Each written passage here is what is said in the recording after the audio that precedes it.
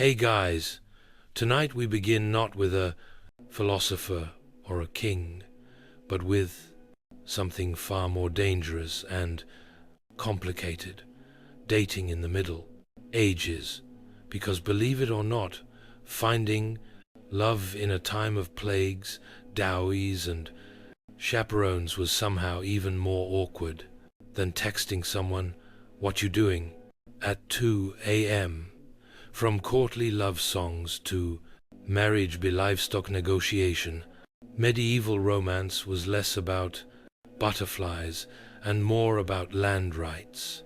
So before you get comfortable, take a moment to like the video and subscribe, but only if you genuinely enjoy what I do here.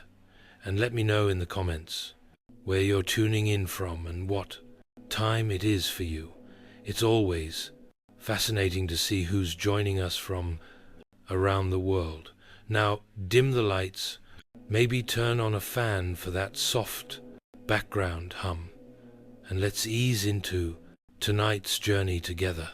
So, you're standing in a medieval village, or maybe a chilly stone castle, wondering how to find love. Maybe strike up a conversation, compliment someone's hose, ask if they come here often. Nope, that's not how any of this works. If you're in the Middle Ages, dating in the modern sense doesn't really exist. You don't flirt, text, or go for long walks to see where it goes.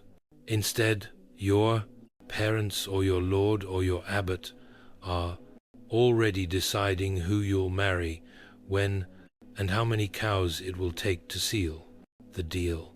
If you're a noble, you've probably been betrothed since before your voice dropped. You and your future spouse might meet for the first time on your wedding day. And yes, that's just as uncomfortable as it sounds. The whole thing is about land, titles, and family alliances, not compatibility or how good they are at loot solos. If you're a peasant, things are slightly less formal, but only slightly. Your family still has a strong say, and love isn't really part of the discussion. Maybe your parents know a nice girl whose family owns a productive goat. Maybe they admire a boy who can thatch a roof without falling off. Boom. You're courting now. Lucky you. It's not that people in the Middle Ages don't feel romantic. They do. It's just not the priority. The goal is survival, inheritance, and social stability. Falling in love before marriage, that's risky. Falling in love outside of marriage, that's scandalous. Either way, it's frowned upon, unless you're a character in a tragic poem, in which case go wild, and yet you dream. Maybe you write a little verse on a scrap of parchment. Maybe you sneak a glance across the market. Maybe, just maybe, you fall for someone who wasn't pre-approved by your family's livestock. Apprécié. But for now, you wait. You obey. You try not to fall for the placedas, miller's apprentice, because in this world, love might be the goal of poets, but marriage is the work of parents, priests, and politics. So you think someone's cute. Maybe it's the way they balance a basket of onions on their head. Maybe it's the confident way they beat mud off a rug. Your medieval heart skips a beat.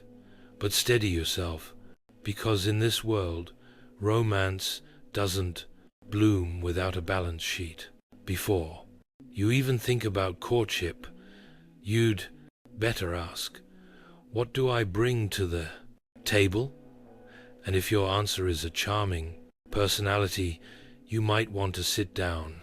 If you're a young man, you'll need land, or livestock or tools, or a roof that doesn't leak too much. Love letters are nice, but nothing says husband material, like two healthy oxen and a roof that can survive a mild storm. If your father has already promised the best goat to your brother, well, you might want to consider the priesthood. If you're a young woman, your family needs a dowry. That could be coin, clothing, or a suspiciously generous number of geese. Doesn't matter how witty you are, if your family can't pay up, you're likely to spend a long time perfecting your embroidery alone. Now, let's say you actually like someone who makes your callous heart flutter. You lock eyes at the well. There's a spark. It's romantic. It's poetic. It's completely irrelevant because unless your families are on equal financial footing, you might as well fall in love with a cloud. If you're noble, it gets worse. Your hand in marriage is tied to land, borders, and political favors. You're not just a person. You're a walking treaty. Congratulations. Even peasants aren't safe. Marriage is practical. You don't marry for butterflies. You marry because you're pig. Pen borders someone else's wheat field. You dream of passion. You settle for irrigation rights, and yet you try. Maybe you offer a small gift, a carved spoon, a handful of berries, or your finest slightly cracked mug. Maybe they smile, maybe they don't, but the truth remains. In medieval dating, economics is the flirting, and love is just a bonus. You hope your spouse develops eventually. So, let's say you're not a peasant worrying about pigs or a noble dealing with treaties. Let's say you're a knight. Shiny armor, big horse, questionable poetry, skills. What's your love life like? Welcome to the strange and emotionally exhausting world of courtly love. Now, this isn't dating. This is performance, art. Courtly love was a noble pastime, part flirting, part spiritual suffering, and entirely impractical. You, the brave knight, choose a noble lady, usually one who's already married, and vow to adore her from afar, not physically, of course. That would ruin everything. No, you're supposed to suffer elegantly. You might compose a few tortured verses about her silver laugh, or how her hair burns like the sun, which in medieval terms means she has hair and didn't insult your family. You wear her colors at ornaments. You pine, you sigh.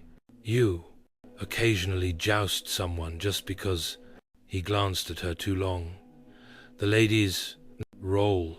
She's supposed to pretend this is all very flattering while maintaining a level of icy detachment that would terrify a glacier. She may respond with a letter, a token, maybe a ribbon, but mostly she'll just be mysterious and unattainable, which is the entire point. The emotions are high. The actual contact, minimal. At best, you might get a nod from across the hall or a finger brushed against your gauntlet during a feast.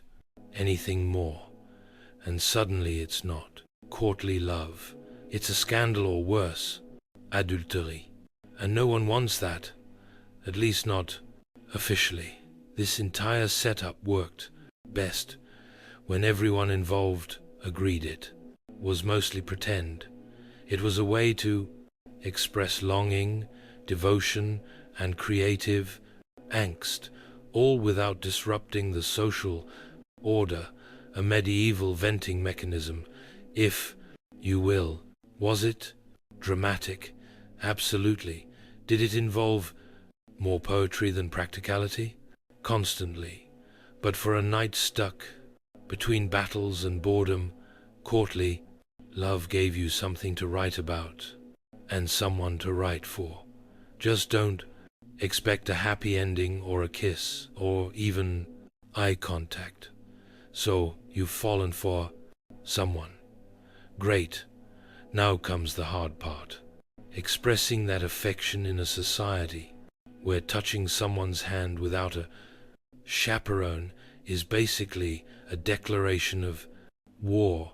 Welcome to the medieval solution. Tokens. Think of it as 12th century texting.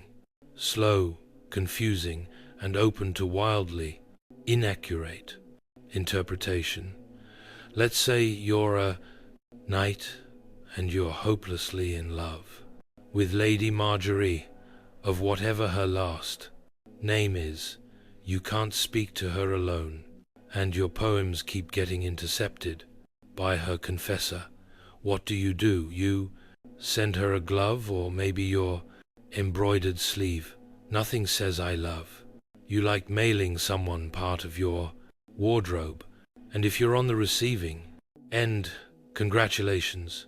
You now have a suétu linen sleeve you didn't ask for, and the romantic burden of pretending you know what it means. Is he confessing love, asking for a favor, suggesting a jewel? Who knows? Women gave tokens too. A ribbon, a piece of hair, a tiny pendant. It was sentimental, sure, but also deeply strategic. Give the wrong guy the wrong token, and suddenly you're spoken for by someone with a lazy eye and a drinking problem. Tokens were meant to be subtle. A glove pinned to your chest, a ribbon tied to your sword hilt.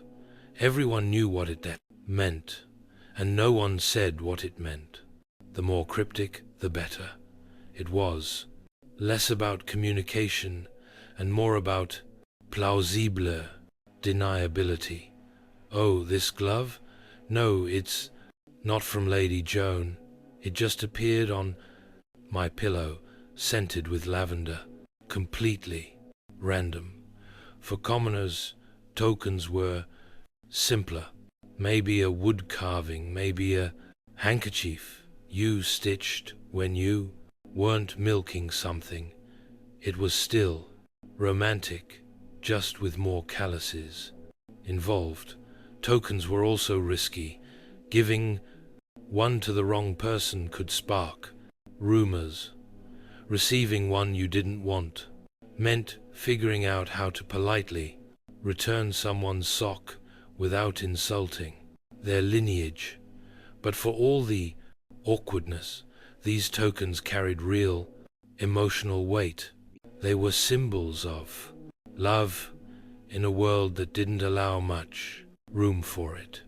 So you finally build up the courage to talk to your crush. Maybe offer them a flower.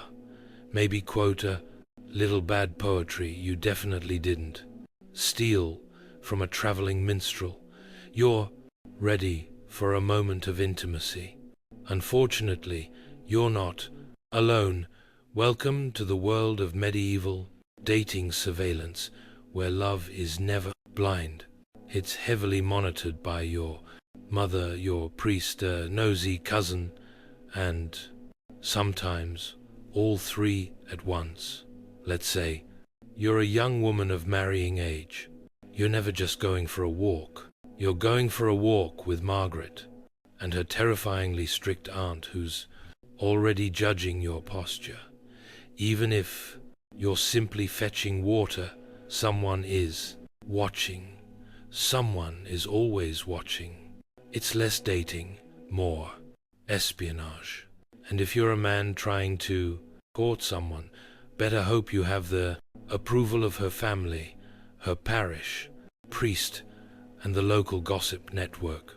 You show up at her house with flowers, her father's behind the door sharpening something, her mother's pretending to stir a pot that hasn't boiled in 3 hours, and the village priest just happens to be passing by on his way to morning prayers at sunset. The logic behind all this supervision was simple: protect virtue, preserve family honor, and absolutely prevent any unsanctioned touching, especially before marriage, especially alone, especially ever. Chaperones were there to monitor innocent interactions, group outings, monitored, walks, supervised, sitting within a 2 m radius of each other on a bench, only if someone's grandmother is knitting nearby, and pretending not to listen. The church, of course, had opinions, lots of them. It regulated courtship the way a bouncer regulates a nightclub. Priests gave sermons about proper conduct and wrote lengthy treatises on the dangers of flirtation. Yes, that's right. Medieval clergy published anti-flirting manuals. Imagine someone copying those out by candlelight, while monks silently judge you from across the scriptorum. Even letter W writing wasn't safe. Some monasteries opened love letters just to screen for moral content. That's right, divine censorship. So, if you want to fall in love, you'll have to get used to doing to it quietly and in the presence of your entire extended family and possibly God. So, you're in love, or at least medieval. In love, which is mostly longing, confusion, and a lot of pacing near windows. You've exchanged glances across a feast. Maybe they picked up your dropped handkerchief and didn't immediately throw it into the fire.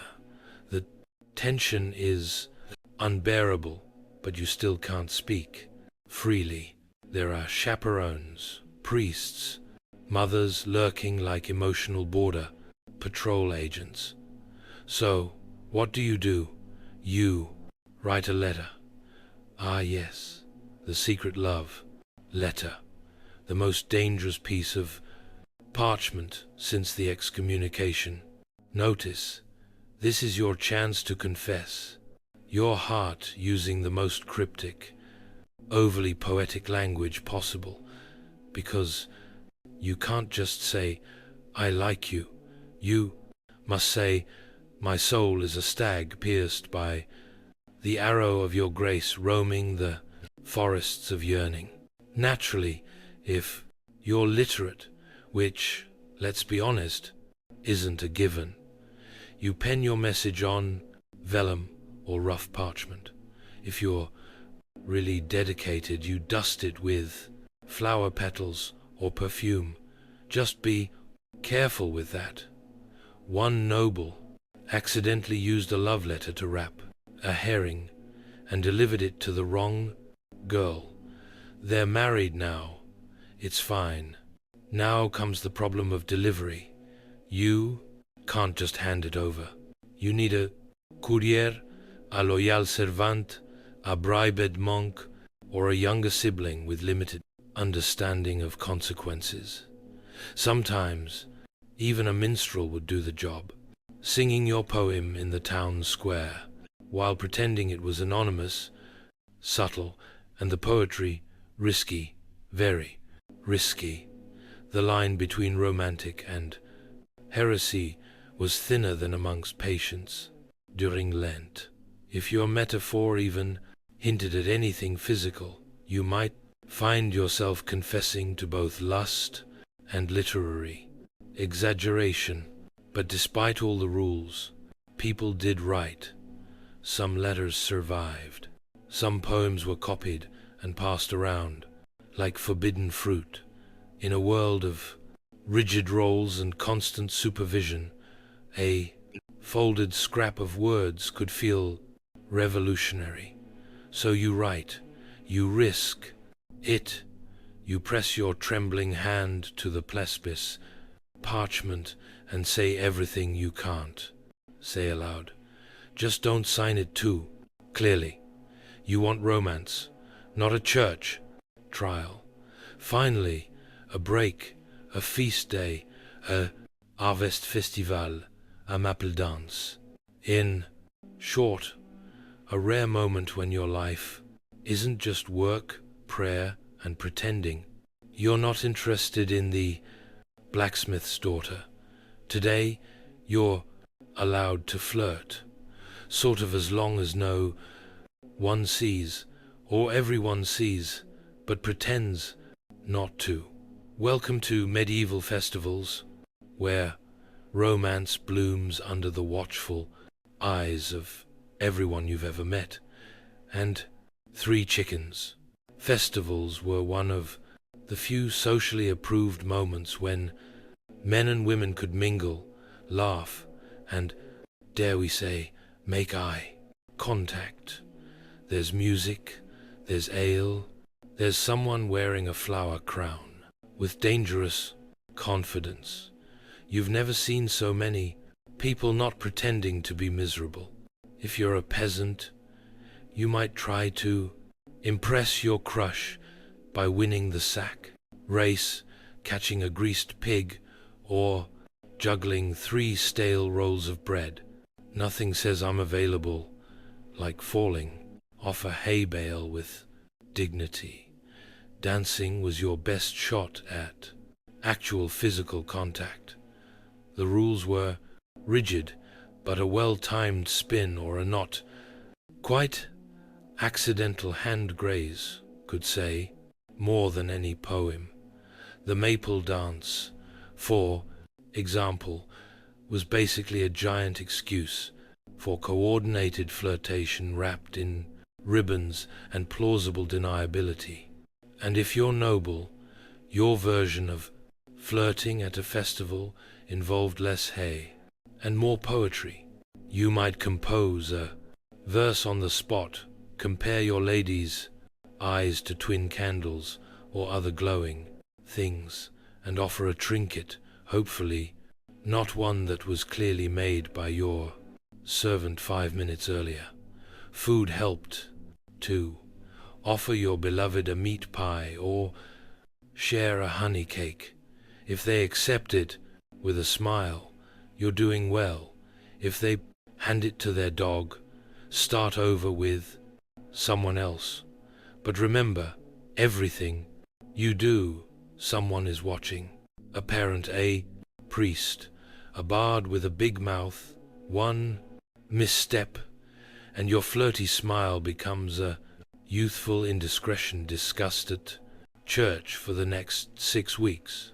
Still, for a few hours, you can pretend.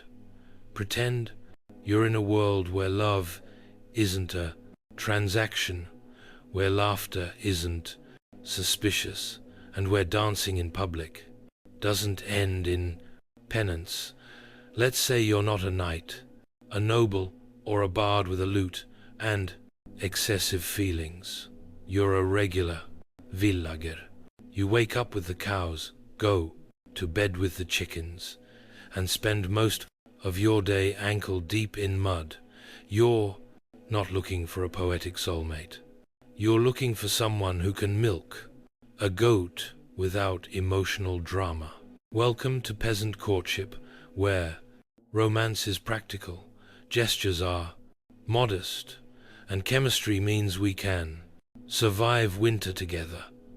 In your world, dating is less about long conversations and more about shared tasks. You notice someone you like because they work hard, don't complain much, and have a decent set of teeth. That's it. That's the whole checklist. You're not picky. You're realistic. You don't need fireworks. You need someone who can gut a fish and maybe doesn't snore too loudly. So how do you show interest? You give gifts, small, useful things. a basket of eggs, a bundle of firewood, a good turnip. And if you're feeling bold, maybe a woven ribbon or a carved spoon. Nothing says I'm serious about you like a spoon you whittled by candlelight, while your pig judged you silently. Conversation happened during shared chores. You might walk together to the mill, chat while tending sheep, or exchange pleasantries while shoveling something that smells questionable. No, one's reciting poetry. You're talking about the weather, crop yields, and whether or not old Thomas fell in the well again. And yet, in its own way, it's romantic. There's a sweetness in the simplicity, a shared life built not on idealism but on cooperation. You know each other's strengths, weaknesses, and how fast they run. When a goat escapes, proposals often came quickly. If you both agreed, and the families did too, marriage followed. Maybe you moved into a shared hut. Maybe you built a new one from scratch with help from the village. You brought your best blanket. They brought a goat. Together, you began the strange miracle of domestic survival. It's not glamorous, but it's honest. You've done it. You found someone who can cook, clean, tolerate your family, and doesn't visibly recoil at the sight of your feet. True love, right?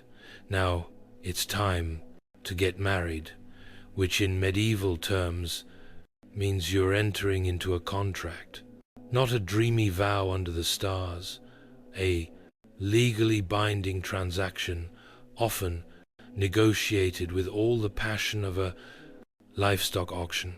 If you're a peasant, it's still a big deal.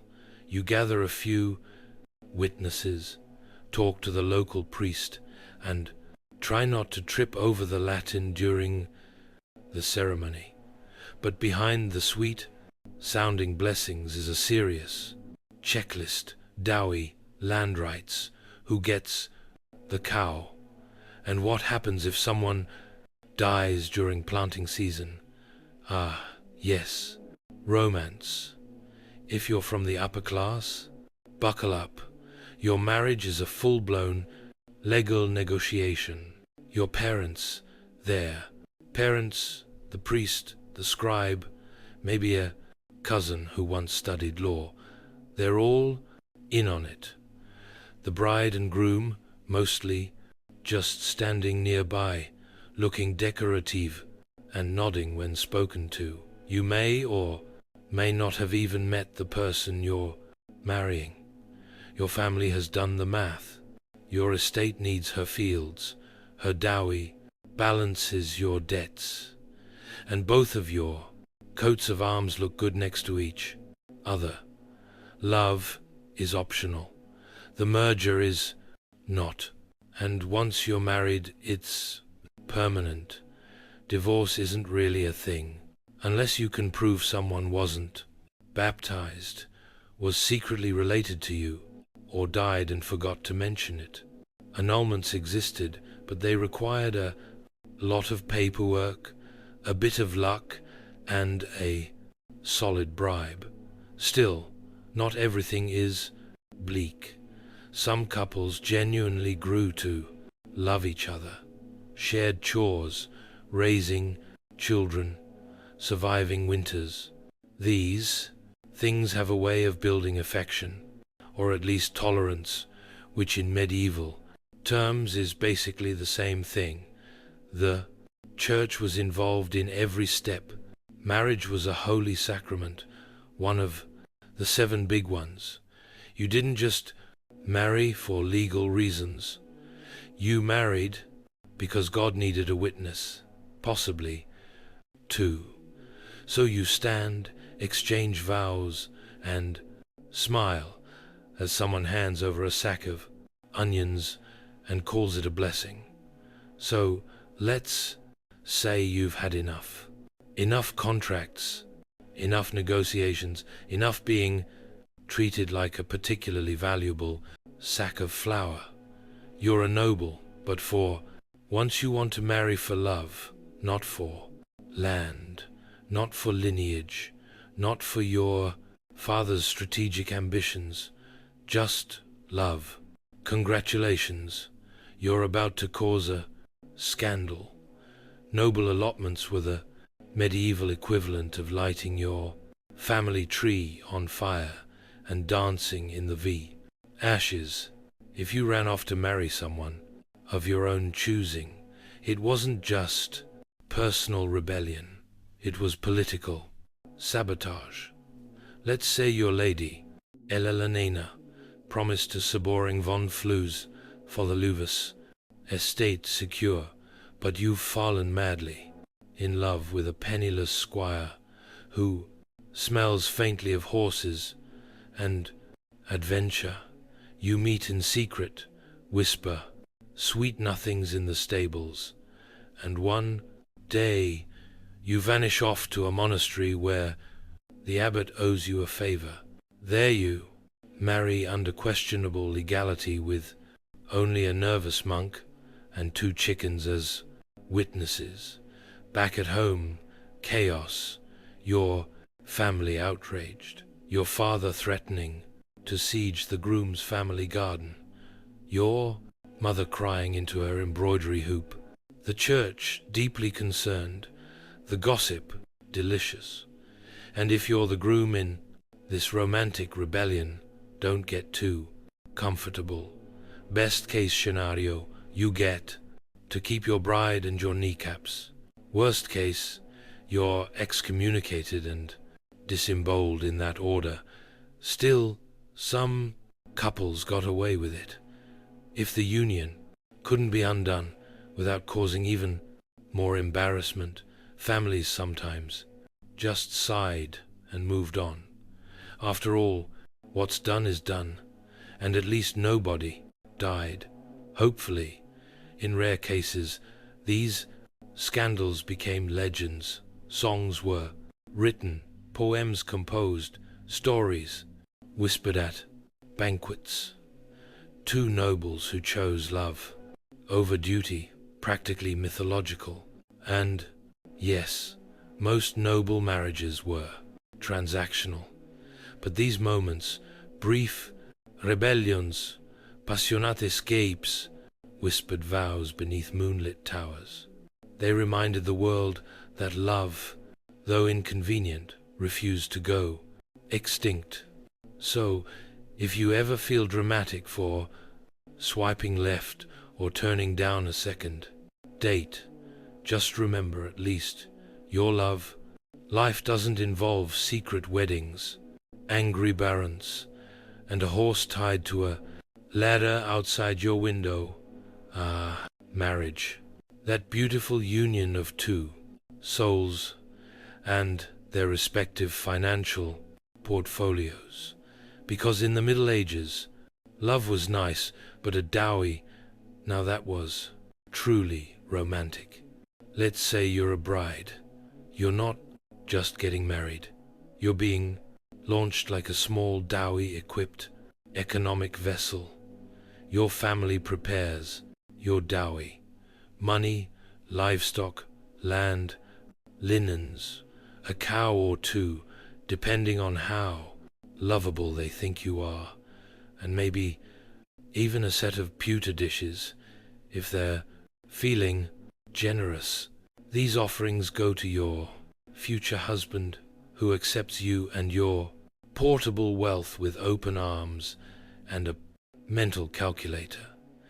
Now, flip the scenario. In some cultures or regions, it's not the bride's family giving the goods. It's the bride price.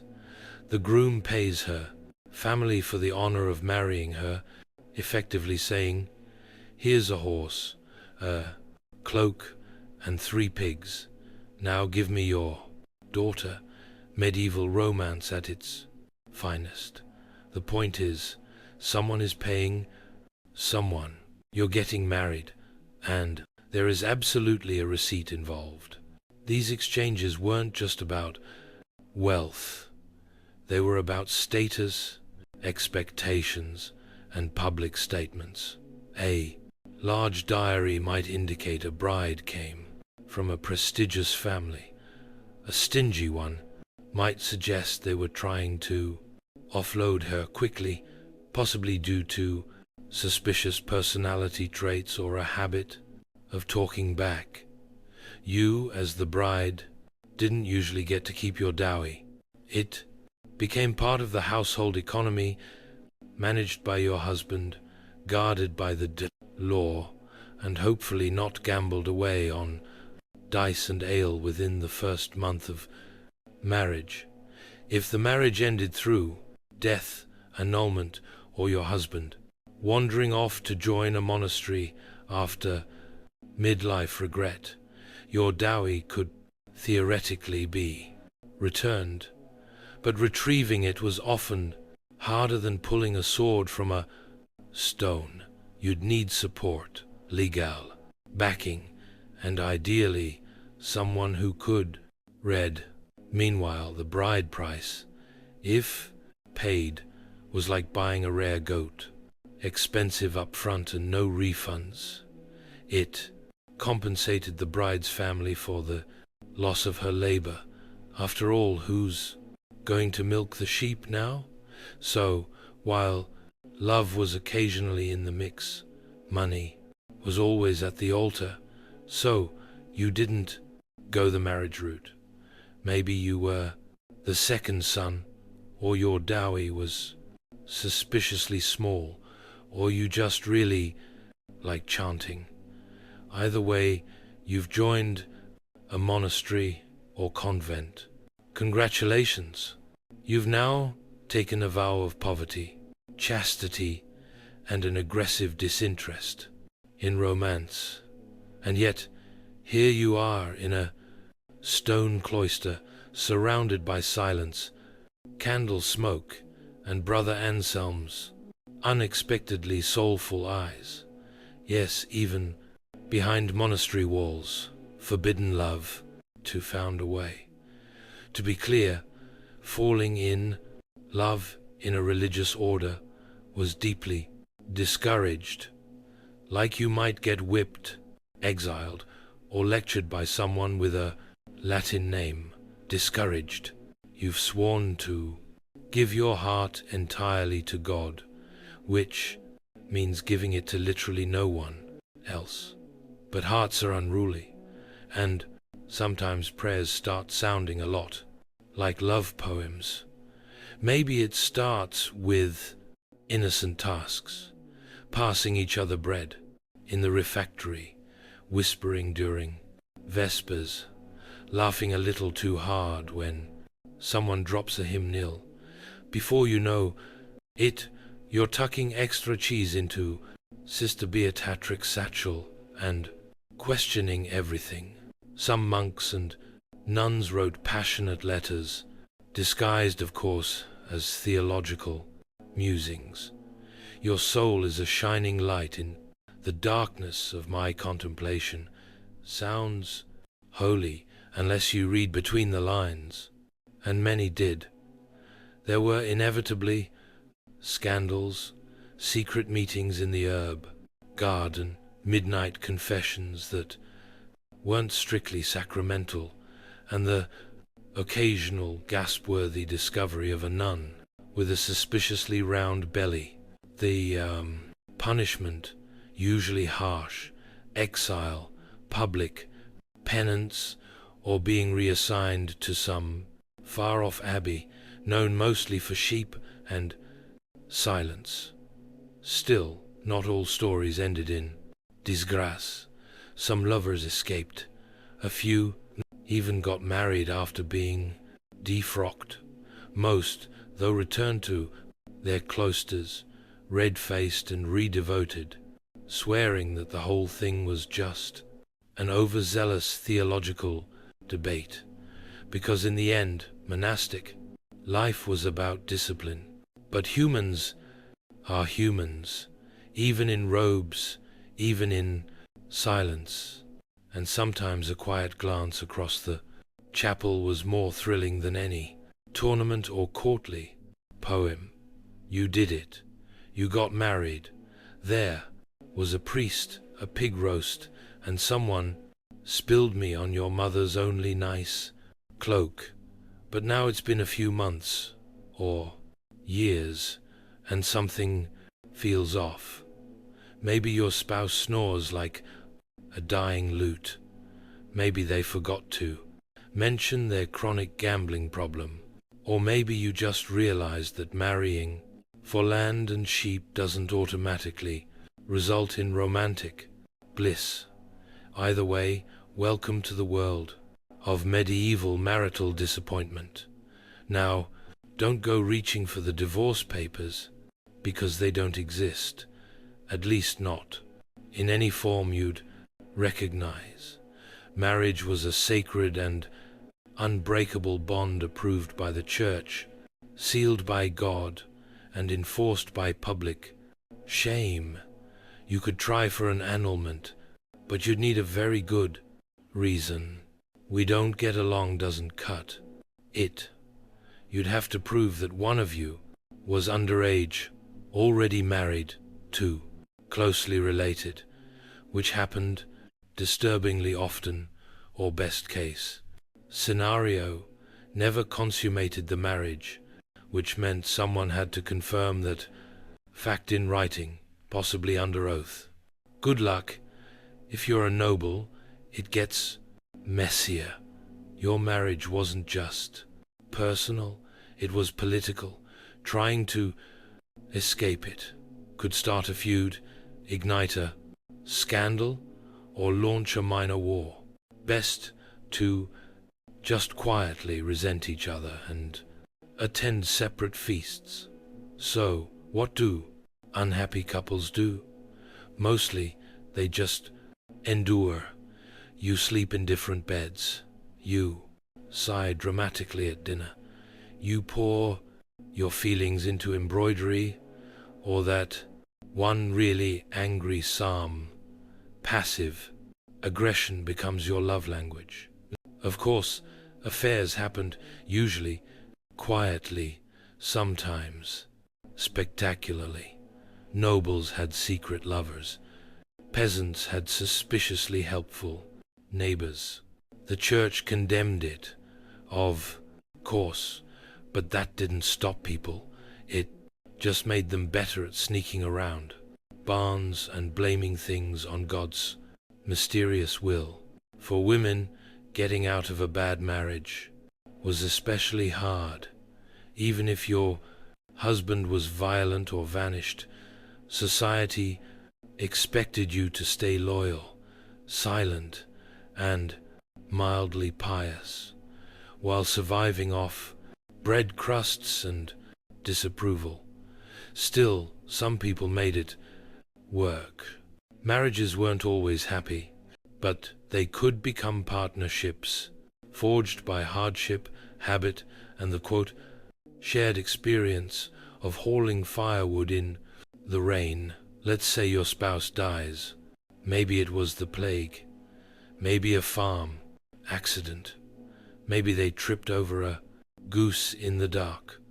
However it happened, you're now widowed, and suddenly the medieval dating pool opens back up. Being a widow in the Middle Ages was oddly liberating. Not do whatever you want liberating, but certainly more freedom than you had before. For women, especially, widowhood often brought a taste of independence, managing land, making decisions, even speaking in public, without being immediately shushed. And if you were youngish and still had teeth, you could remarry quickly, very quickly. Mourning periods existed, but so did survival instincts. A widow with land and no husband was prommed. Basically, a walking treasure chest. Suitors appeared with alarming speed, some sincere, others just very enthusiastic about your dairy cows. If you're a man and recently widowed. Society practically pushes you back into marriage. Who else is going to cook, clean, and raise the 11 children you somehow accumulated? So you start looking. Maybe the baker's daughter, maybe that quiet widow who always brings suspiciously good meat to market. Romance in second marriages could be surprisingly sweet. This time around, you're older, wiser. You're not being pushed into an alliance. You're choosing someone to survive with, maybe even someone you like. Wild concept. Of course, there were rules. The church frowned on remarriage that happened too quickly, like your spouse isn't cold yet. Quickly. And widows often had to negotiate with family over dowries and inheritance. Nothing says romantic second chance like arguing with your brother-in-law over who keeps the butter. Churn. But still, second marriages were common, even expected. Life was short, winters were long. No one wanted to spend them alone if they didn't have to. And yes, love was part of it. Maybe not the swooning sonnet-writing kind, but the quiet kind, based on shared stories, mutual respect, and the understanding that both of you had already seen some things. So you light the fire, pour the soup, and try again. Not because it's perfect, but because it's human. You've made it this far, survived the contracts, the courtships, the chaperones, and possibly a dramatic barn elopement. But before you fall for someone new, ask yourself the most medieval question of all. Are you cosmically allowed to love this person?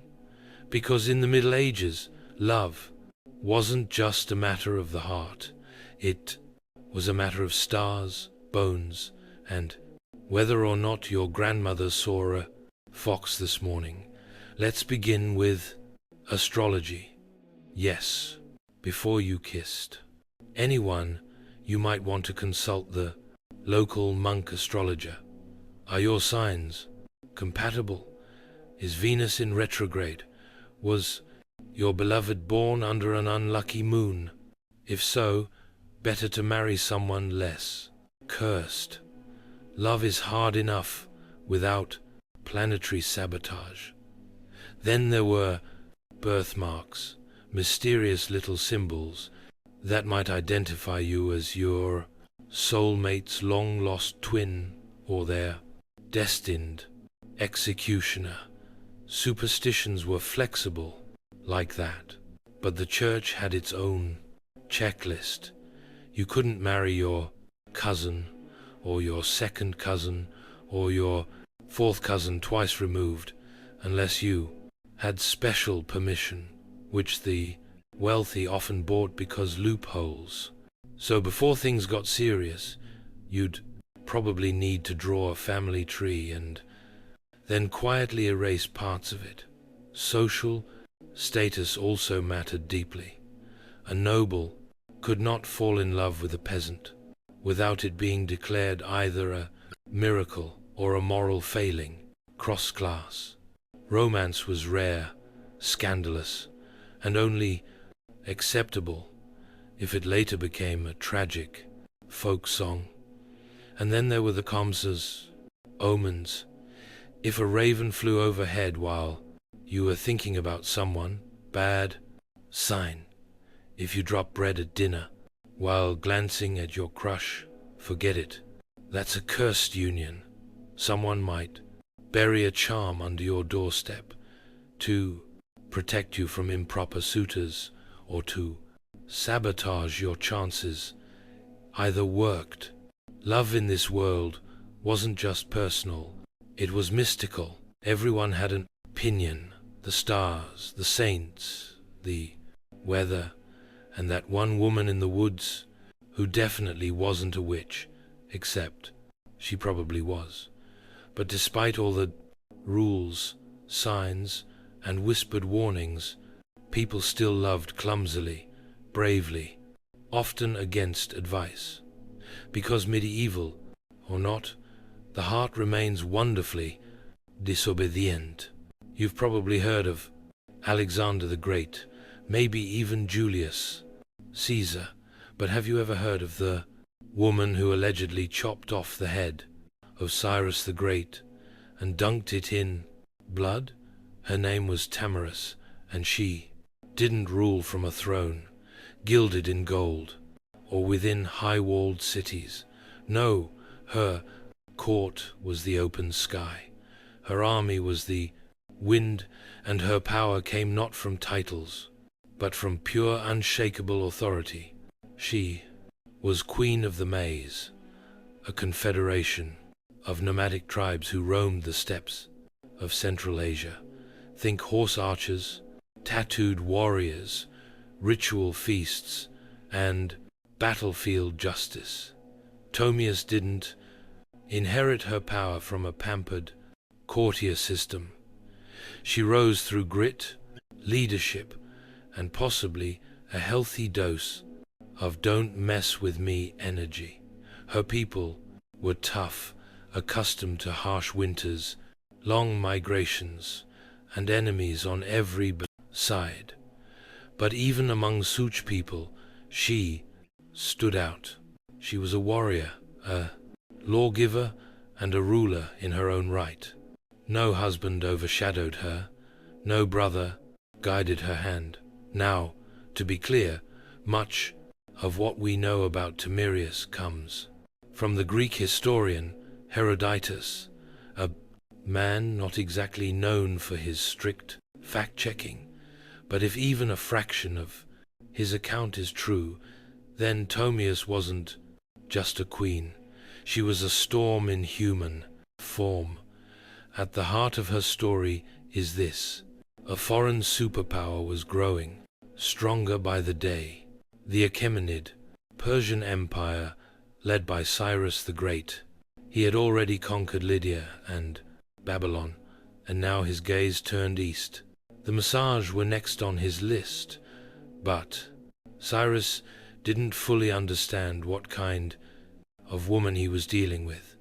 Before the first arrow flew, before the first spear shattered, and before her son's death changed everything, Tamias was already preparing for war, not because she wanted conquest, but because she refused submission. She wasn't just defending territory, she was defending a way of life. And as Cyrus would soon learn, there are some queens you just don't invade. Cyrus the Great had a reputation. He wasn't just any king, he was a conqueror's conqueror, the kind of man who could stroll into ancient cities, topple empires, and still get remembered fondly by historians. So when he looked east toward the land of the Rostams, Massage, he didn't exactly expect resistance. After all, who could possibly say no to the man who had taken Babylon without even breaking a bowsing sweat? Cyrus sent a polite offer first, because of course, every good imperialist starts with a smile. He proposed a political marriage between himself and Tomius. Now, you might think that's romantic, but Tomius saw right through to it. She understood that this wasn't about love or even alliance. It was about control. If she married Cyrus, her kingdom would become just another province of the Persian Empire, and she a trophy queen. She declined firmly. Cyrus, unaccustomed to rejection, didn't take it well. If he couldn't charm her into submission, he would take her kingdom by force. He crossed the Araxes River, which separated his empire from the lands of the Magi, and established a foothold. But Tomius wasn't idle. She gathered her warriors, consulted her chiefs, and prepared for what she knew was coming: war. Then came the bait. Cyrus, under the guidance of his general Harpagus, laid a trap. He left a portion of his army behind with a lavish camp, overflowing with wine and food, luxuries that nomads rarely indulged in. Tamius's son Sparapises led a detachment to investigate. They raided the camp, took the supplies, and fatally drank the wine.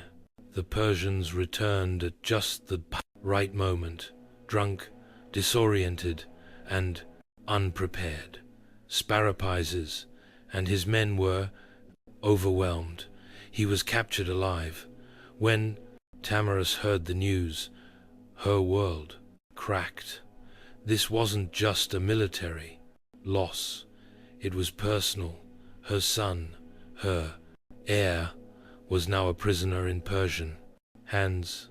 She sent a message to Cyrus: "Give me back my son and leave. If you do not, I swear by the sun, the master of the mast, Massage, I will give you your fill of blood." Cyrus didn't listen.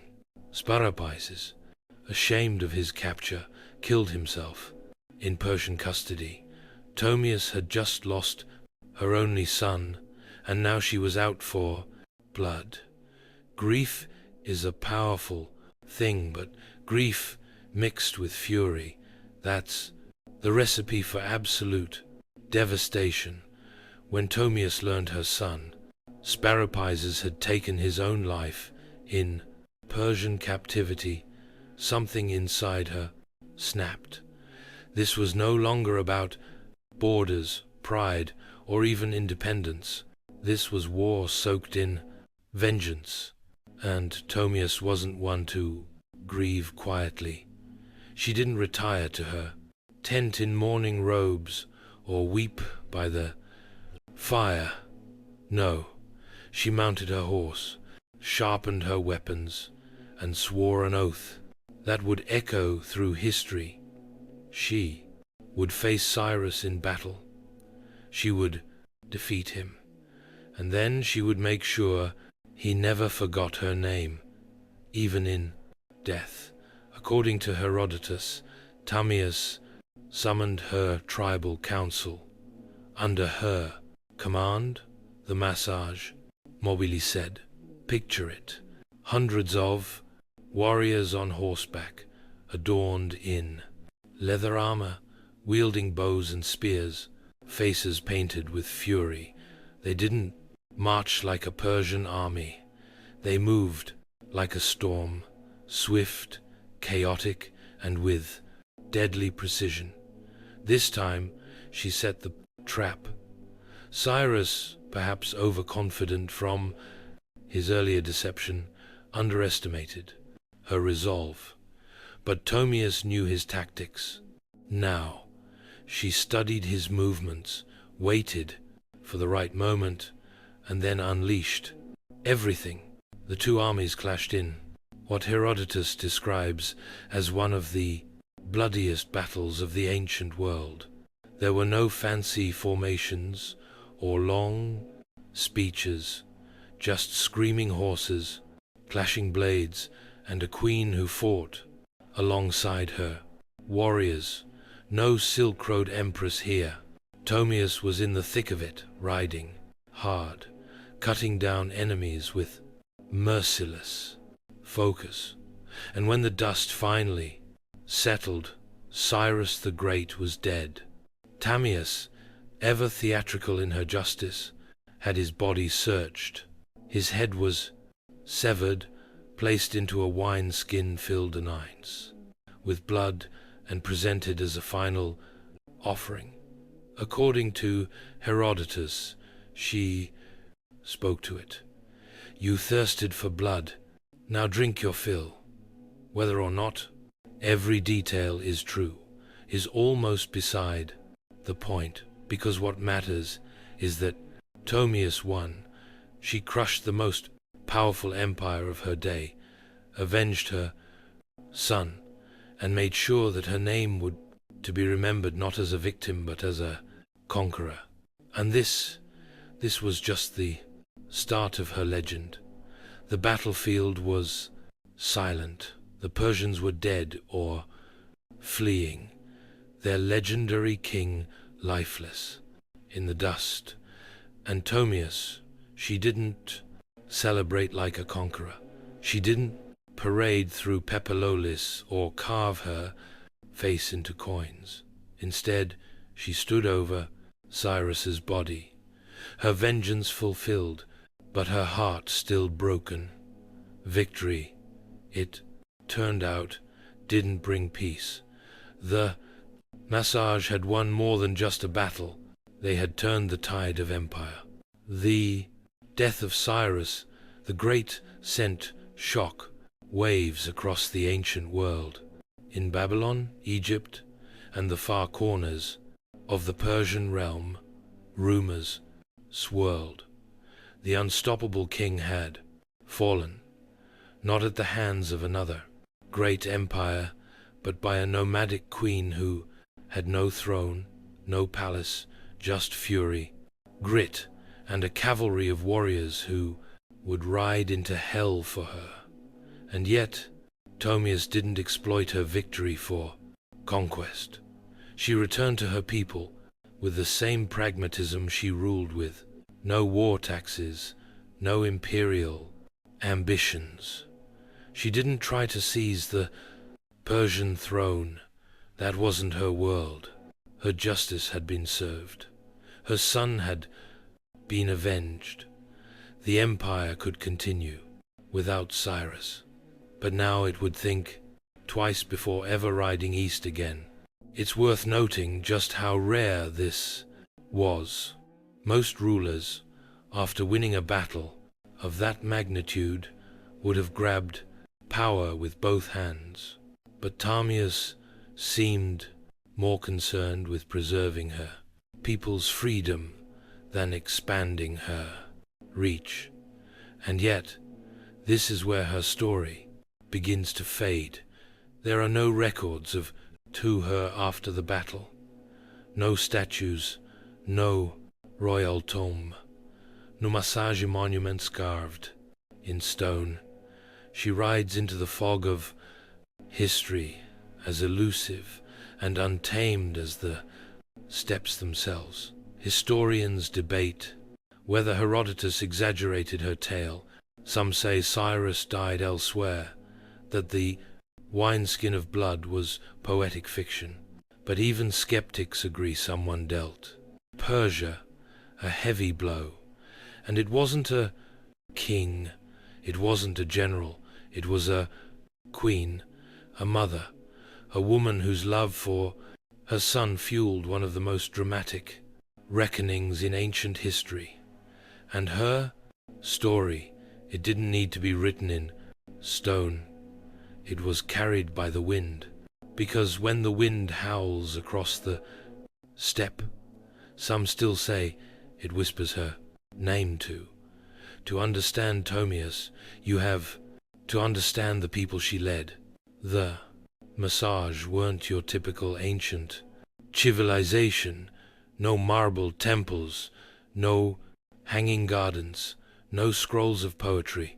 They were a nomadic warrior culture, living in the vast untamed lands east of the Caspian Sea, lands too wild for Persian satraps or Babylonian scribes.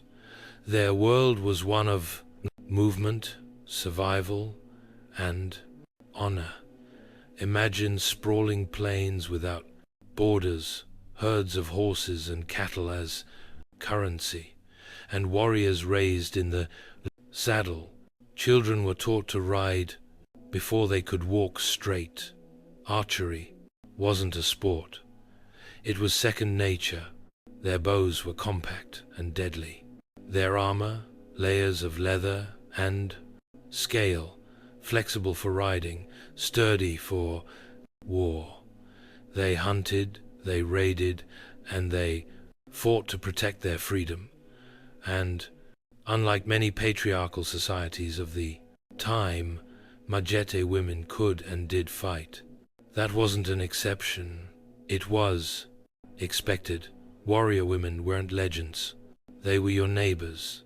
So when Tamias picked up a sword and led her people into battle, no one raised an eyebrow. She wasn't pretending to be a man or defying norms. She was the norm, just sharper, smarter, and far more dangerous than most. Their society valued strength, but also justice. Crimes were punished, harshly but fairly. Property was communal in many ways. What mattered was loyalty to the tribe and the ability to defend it. Kings and queens ruled, yes, but through consensus, not tyranny. Leaders had to prove themselves through deeds, not bloodlines. And as for religion, they were sun worshippers. Tomius, in her famous warning to Cyrus, swore by the sun, the master of the Massage. The sun was life, light, and justice, the divine judge of all oaths. To break one's word was to spit in the face of the heavens. In short, Tamias wasn't some anomaly. She was the ideal embodiment of her people. Fierce, principled, proud. She didn't rise to power in spite of being a woman. She rose because she was exactly the kind of leader the Masake revered. While the Persians had bureaucracy, the Mazag had freedom. And in one brutal, history-defining clash, that freedom held its ground. Because when you come from a land where the wind never stops and the sky is your only ceiling, submission is simply not an option. You know what's strange? Everything we know about Tamias, her battle with Cyrus, her son's death, the wineskin full of blood, it all comes from one man, Herodotus. Now Herodotus is often called the father of history, which sounds great until you realize he's also the father of hearsay, myth, and dramatic flair. The man loved a good story, and if that story involved divine omens, gory revenge, or queens shoving heads into blood, well, even better. So, how much Ophus's tale is true, that depends on how much you trust a Greek writing, decades after the events, who had probably never met a single massage in his life. Herodotus relied on second-hand accounts, travelers, tales, and whatever rumors were circling the Persian Empire. To him, history wasn't just a record. It was a performance. Still, here's the thing. He chose to tell her story. In a world brimming with male warlords, tyrants, and kings, Herodotus went out of his way to spotlight a steppe queen who brought down one of the greatest rulers in history. That's not nothing, but let's zoom out. Why did this tale spread so widely? Simple. It had everything. A noble woman, a tragic son, a cunning enemy, a battle to the death, a gory finale worthy of any Greek tragedy. If you were living in Athens or Thebes and heard this tale from a traveling bard, you'd remember Tomius forever. Not because she wore a crown, but because she dared to defy a superpower and won. And over time, her story morphed. Medieval chronicles painted her as a savage Amazon Renaissance artiste depicted her drenched in blood, holding Cyrus's head like a trophy. She was exotic, fearsome, iconic. Yet through all the retellings, something real clings to her legend. Maybe not the exact dialogue, maybe not the wineskin, but the bones of the story. The queen, the sun, the war, the victory feel too specific, too human to be pure invention. In the end, Herodotus didn't just preserve Tamias. He mythologized her, and while that may blur the lines between fact and fiction, it also ensured that her name would live far longer than Cyrus's imperial edicts. Because history forgets generals, but it remembers vengeance. For a queen with no surviving monuments, Tomius has haunted the imagination of empires for over 2,000 years. Renaissance painters adored to her. She was a dramatic muse, perfect for the bloody climax of a canvas. In 1622, Rubens painted her calmly holding a severed head, while courtiers looked on in awe. In another, she stands regal and composed, while Cyrus's decapitated head is ceremonially dunked into a golden vessel brimming with blood. Tasteful? Maybe not. Memorable? Absolutely. To European artists, Tomius wasn't just a historical figure. She was symbolism incarnate, a woman who punished pride, a savage noble, a cautionary tale, a feminist icon, depending on who was holding the brush. She could represent the righteous fury of a mother, the barbarism of the East, or the wisdom of a ruler who refused to be bought. Writers loved her too. In the 18th and 19th centuries, she appeared in plays, novels, and philosophical tracts. Enlightenment thinkers debated whether she was proof that women could govern wisely, or a reminder of what happens when emotions rule leadership. Either way, she stayed in print. But oddly enough, her own people left no records. The Massag faded from history, absorbed or erased by later nomadic cultures. No carved inscriptions, no burial mounds with gold plaques saying Tamaris was here. Her memory survived entirely through outsiders' eyes, and yet she kept reappearing. In Soviet-era Central Asia, Tamias was reclaimed as a symbol of resistance against imperialism. Statues of her were erected in Kazakhstan and Turkmenistan. Modern scholars re-evaluated her not as a bloodthirsty barbarian, but as a legitimate head of state, a woman who ruled, led armies, and negotiated from a position of strength. She has appeared in everything, from documentaries to video games. In one moment, she's a playable leader in a strategy game. In the next, she's being analyzed in academic journals on gender and power. That's range. And here's the strange part. We still don't even know what she looked like. No coins, no busts, no carvings. But we know what she stood for. Strength, vengeance, autonomy, legacy. In a world that forgets queens who behave, Tomius is remembered because she did not. She didn't ask to be part of history's art gallery. She kicked the door down and posed for the bloodiest portrait ever painted. Tamias wasn't the first woman to lead warriors into battle, and she certainly wasn't the last, but history tends to treat women like her as exceptions, isolated flashes of power in a man's world.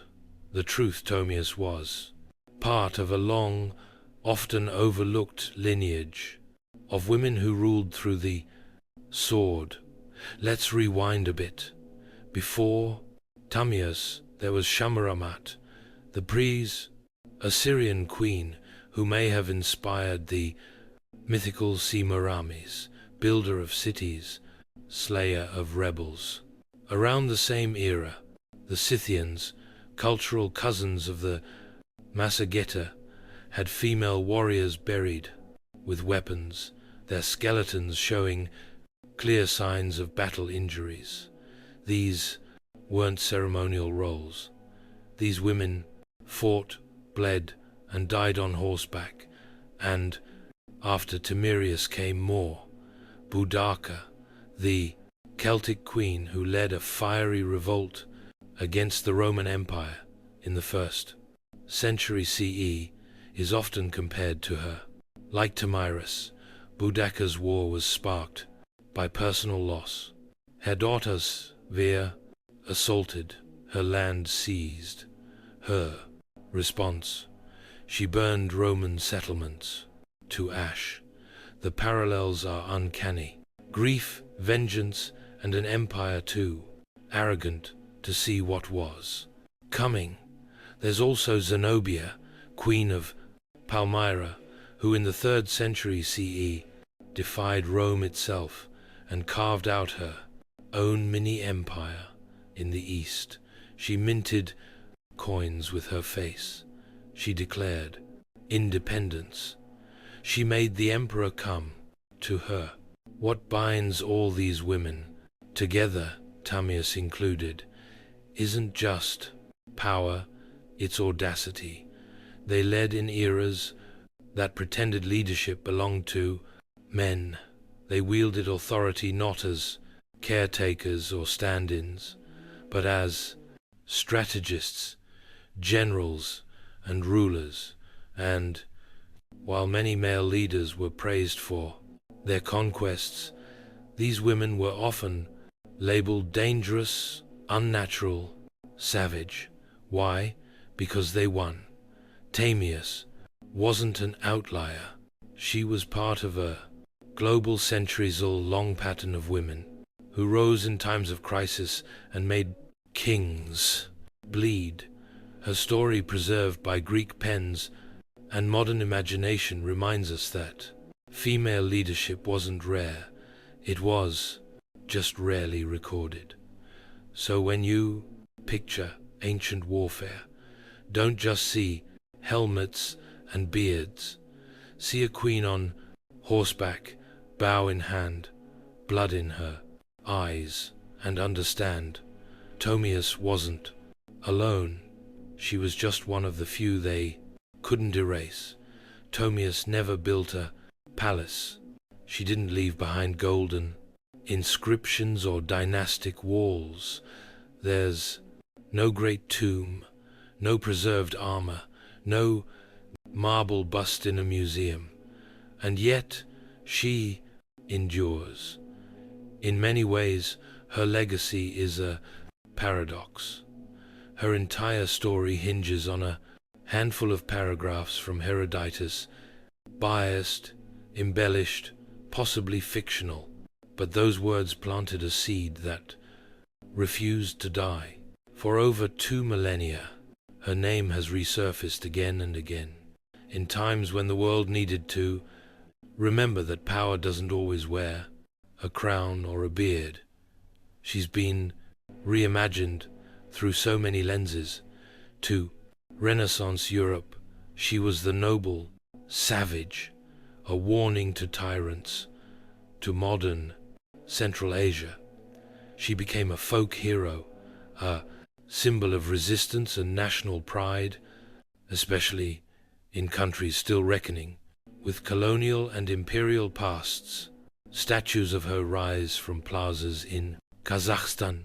Children learn her name in school books. Politicians quote her when invoking strength and independence. But beyond symbolism and myth, there's something undeniably human about her story. It's about a mother who lost her son. It's about a leader forced to choose between surrender and survival. It's about a person who, when cornered by one of the greatest powers the world had ever seen, chose to fight and won.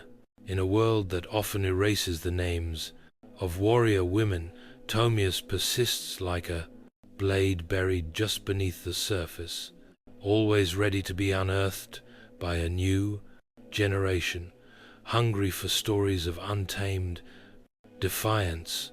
She reminds us that history isn't just kings and empires, it's also mothers and queens, grief and revenge, dirt and blood.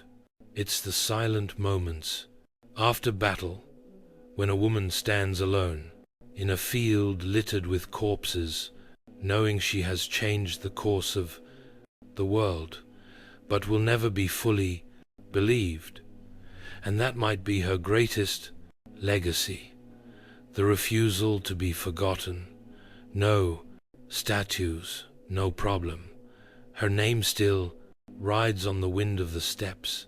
Her story still makes emperors look mortal, and her legend still whispers the warning, "Come for me, and you'll drink your fill of blood."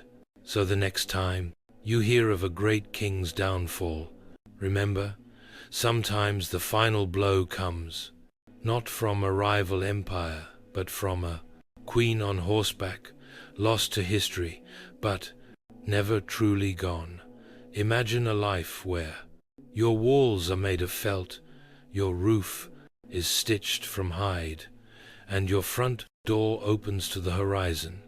There are no cities, no farmland, no stone monuments to pass on to the future, just the rhythm of hooves, the whisper of grass, and the whisper of grass, ever-changing sky. For ancient nomadic cultures, permanence was a myth, and mobility was strength. From the Eurasian steppes to the Arabian deserts, ancient nomads shaped entire civilizations without leaving a single marble temple. These weren't ruthless wanderers, they were strategic movers, guided by the seasons, the grazing patterns of their herds, and an intimate understanding of terrain.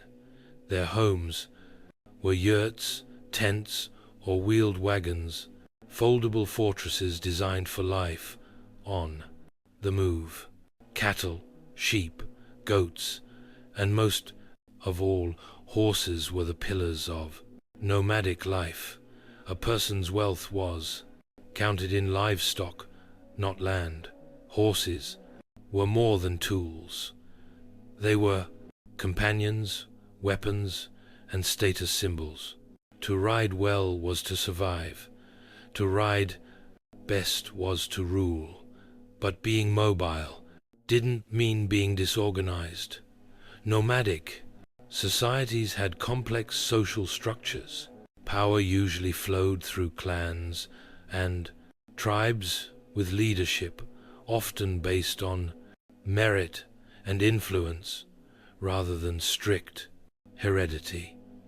A chief or khan might rise through tactical brilliance, oratory, skill, or sheer charisma. Loyalty was personal, earned in campfire councils and on wind-coored battlefields. And far from being isolated from the world, nomads were its connective tissue. They moved silk from China, spices from India, silver from Persia, and slaves from Europe. Nomadic caravans and traders were the original transcontinental couriers long before empires caught on, and when trade broke down, they raided, swift, strategic, and terrifyingly efficient. Their history wasn't written in stone, It was sung, recited, and remembered. Elders passed down legends and laws through oral tradition. A. Tribes entières, legal system, history, and identity could be carried in the mind of a single bard or elder. Stories were entertainment. They were instruction, governance, and identity. In the eyes of empires, nomads were unpredictable, alien, and dangerous. But to themselves, they were guardians of freedom, masters of adaptation, and heirs to the wind. They left few ruins behind, but they reshaped the world every time they rode. Long before the Mongols thundered across Eurasia, the Scions ruled the windswept steppe between the 9th and 2nd centuries BCE. These nomadic warriors dominated the lands stretching from the Black Sea to the edges of Central Asia. To the Greeks, they were fearsome horsemen and exotic barbarians. To themselves, they were a people of freedom, vengeance, and pride. Scian society was built around mobility and violence. Their horse culture was unmatched.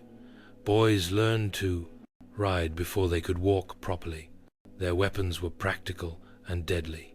Short composite bows, ideal for shooting, while galloping at full speed. Curved swords, battle axes, and iron-tipped spears. The Scythian warrior wasn't just a man either. Archaeological finds confirm what Herodotus hinted at. Women fought too. Some graves reveal female skeletons buried with weapons, showing battle wounds that only came from real combat. They didn't build cities, but their cairns, burial mounds, have preserved their legacy. Beneath these mounds, archaeologists have found gold, intricate tattoos on preserved skin, embroidered garments, and elaborate weaponry. Their art style, full of swirling animals and predatory symbolism, reflects a life bound to nature and the hunt. But the Scions weren't just wild raiders. They were diplomats, mercenaries, and traders. Especially with Greek colonies along the Black Sea, they sold furs, slaves, and grain, and in return imported wine, pottery, and luxury goods. Greek writers both admired and feared them. Herodotus wrote of their strange customs, like drinking the blood of enemies or using scalps as napkins, but he also praised their justice and loyalty to kin. Their religion was primal and animistic. They worshipped gods of war, fire, and fertility. Some rituals involved cannabis smoke, others horse sacrifice. Their worldview was cyclical and tied to the land, not in terms of ownership, but sacred movement. Eventually they faded, pressured by other nomadic groups, like the Sarmatians, and boxed in by growing empires. The Scions dissolved into history, but they set the standard for the steppe warrior archetype. A mobile, deadly, fiercely independent fighter with no master and no fixed to home. They didn't write books, but when you see a mounted archer silhouetted against the steppe, that shadow is Scythian. They were the storm before the empire. While the Scions ruled the grasslands, the Bedouins carved their legacy into sand, originating in the vast deserts of the Arabian Peninsula. The Bedouin were not merely wanderers. They were engineers of survival, mastering some of the most inhospitable terrain on Earth. Unlike the mounted thunder of steppe nomads, the Bedouin life was quieter, more deliberate. It was built around the rhythms of the desert, drought and rainfall, grazing routes, and the movements of stars. Their home was the black goat hair tent or beetle-sh, portable, breathable, and easy to pack. Life moved with the camels, known as the ships of the desert. Camels were transport, food, clothing, and currency, all at once. The Bedouin were famed for their tribal structure. Everything revolved around the clan. Loyalty to kin came before all else. Honor or sheriff wasn't just a word, it was the social glue. A single insult could start a blood feud. But generosity to guests, karam, was just as sacred. The stranger could expect food, water, and protection for 3 days, no questions asked. There, warfare was rooted in the raid or gazu, fast, strategic attacks designed to capture goods and livestock without unnecessary bloodshed. Battle wasn't about mass slaughter. It was about survival, prestige, and honor. A successful raid elevated a man's status. A failed one could stain a tribe's reputation for generations. But Bedouin life wasn't all conflict and sandstorms. It was rich in oral tradition. Poets were warriors of words. Their verses preserved history, shamed enemies, and praised heroes. Poetry was passed from memory to memory, often performed in song-like cadence around the fire. Some poems became tribal lore, others became legacy. Trade caravans also passed through Bedouin lands. These tribesmen served as guides, protectors, and sometimes smugglers, moving goods like incense, spices, and silk from southern Arabia to the Levant and beyond. They knew every oasis, every star path. Their knowledge was legendary and expensive, though many Bedouins later integrated into cities and empires. They maintained a fierce sense of identity. Even today, the black tent and tribal codes remain symbols of Bedouin pride. They weren't just survivors of the desert, they were its soul. No nomadic people have ever reshaped the Tink world quite like the Mongols. In the 13th century, these steppe riders erupted out of the plains of Mongolia and carved out the largest contiguous land empire in history.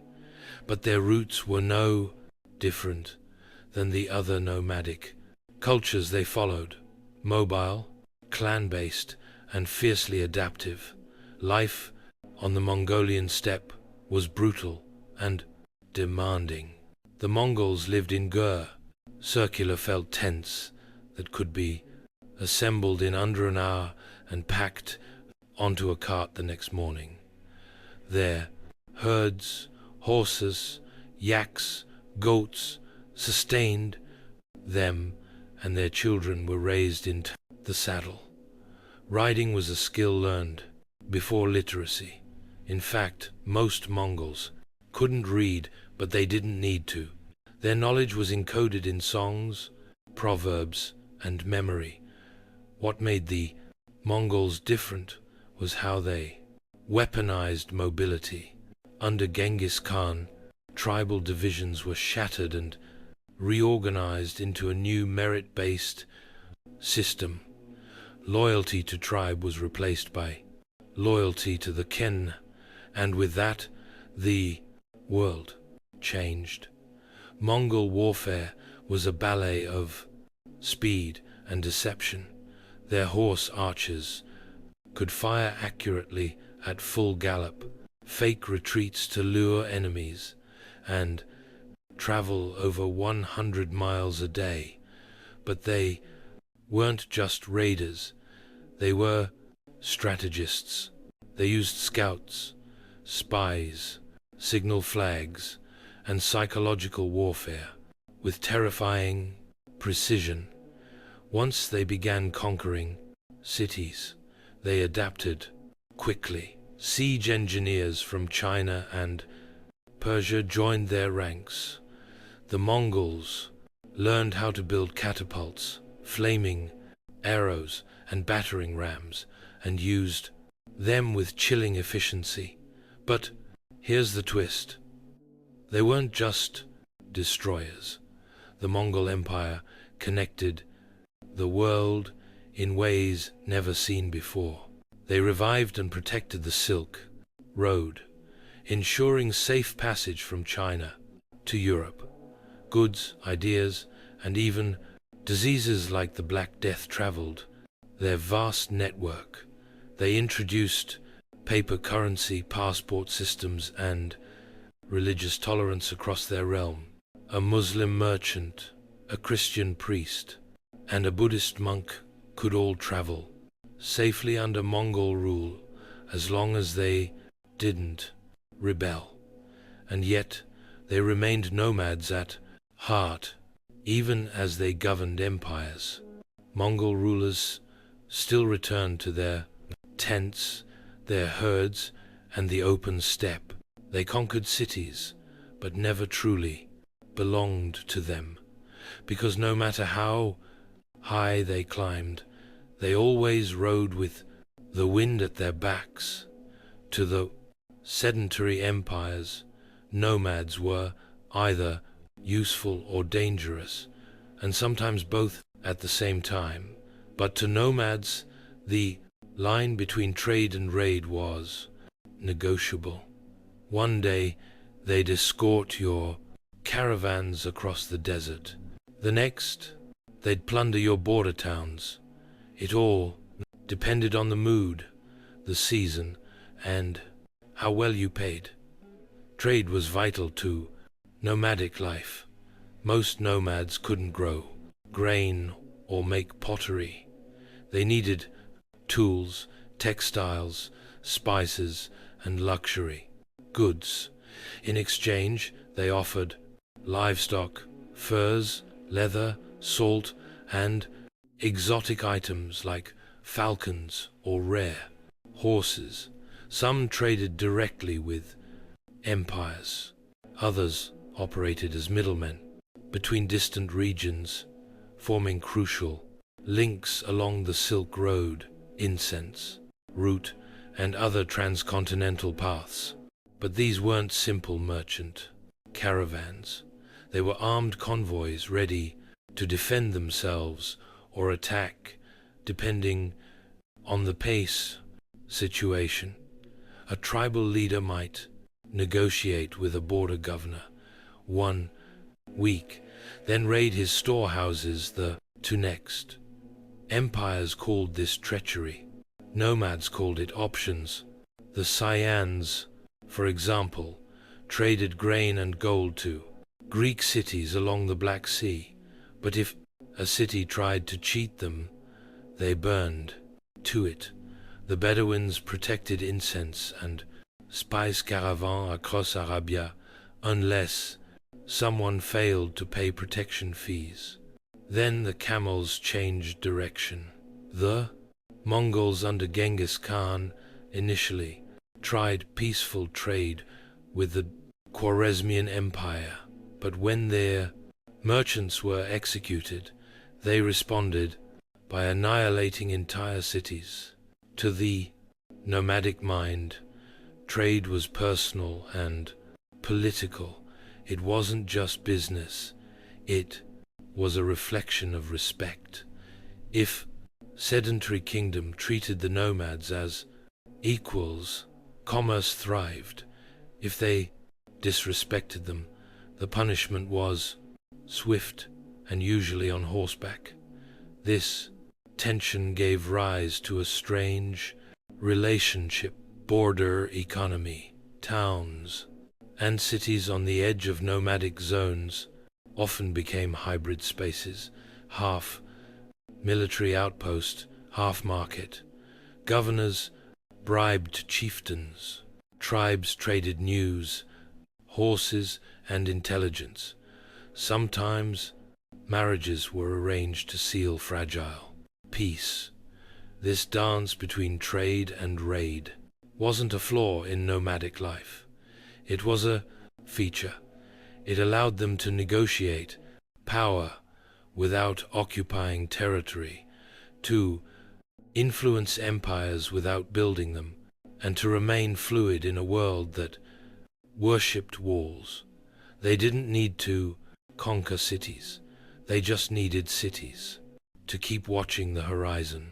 In a world without libraries, scrolls, or printing presses, how do you preserve your history? For nomadic cultures, the answer was simple and incredibly powerful. You remember it.